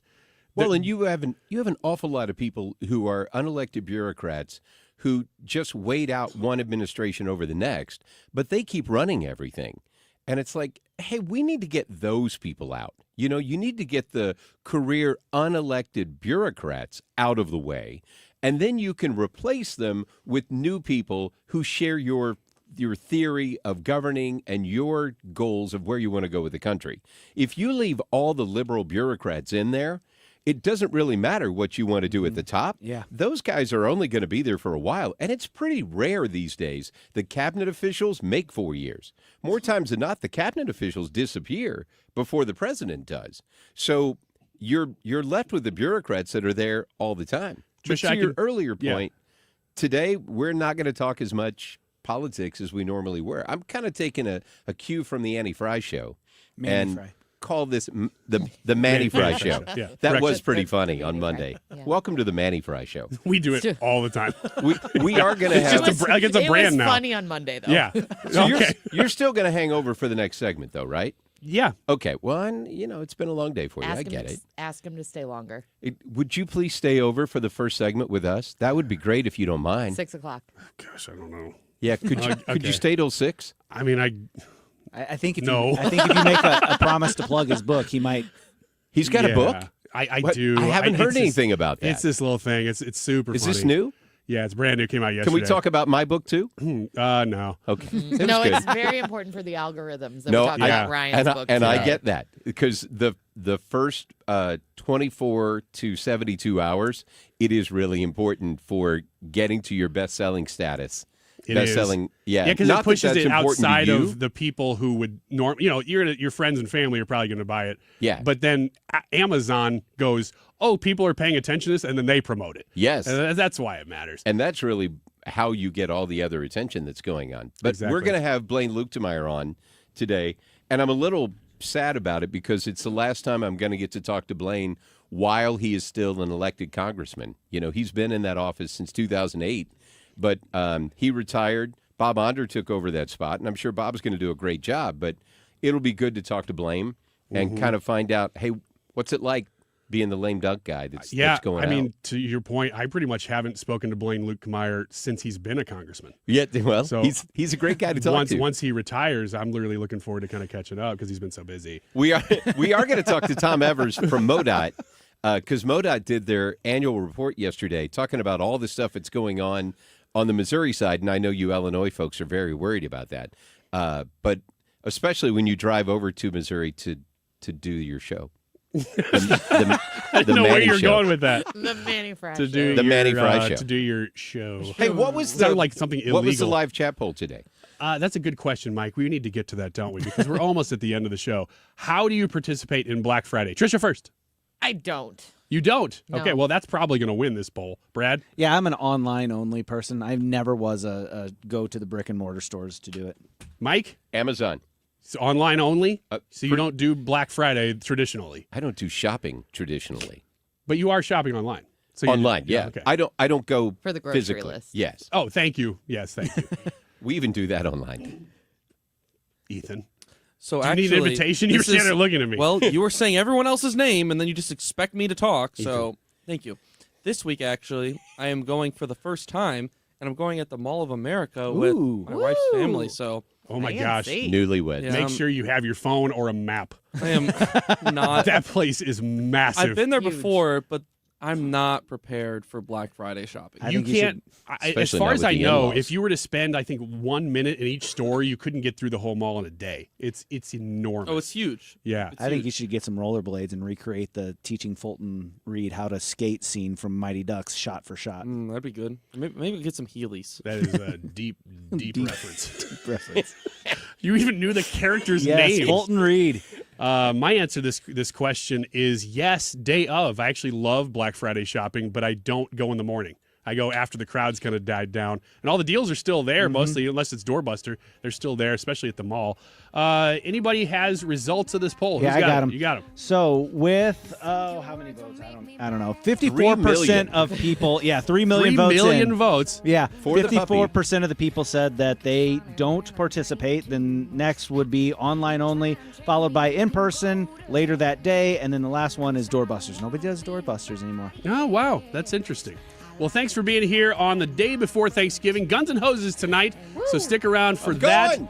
You're going. I'm going. Hey, Here, so's right Brad. here. Hey, can I leave early? No. Okay. Mike Elam is Thank you, hosting though. The Reardon Show, and that's next here on 97.1. from me. I'm not America's sweetheart. So beat the drum with me. When you're feeding a family of 6, it's helpful to save money on every piece of food that you buy, whether it is fresh produce, and we try to buy as much fresh produce as we can. The kids have carte blanche, whatever they want to eat in the house on produce, they can have that without asking. They know that.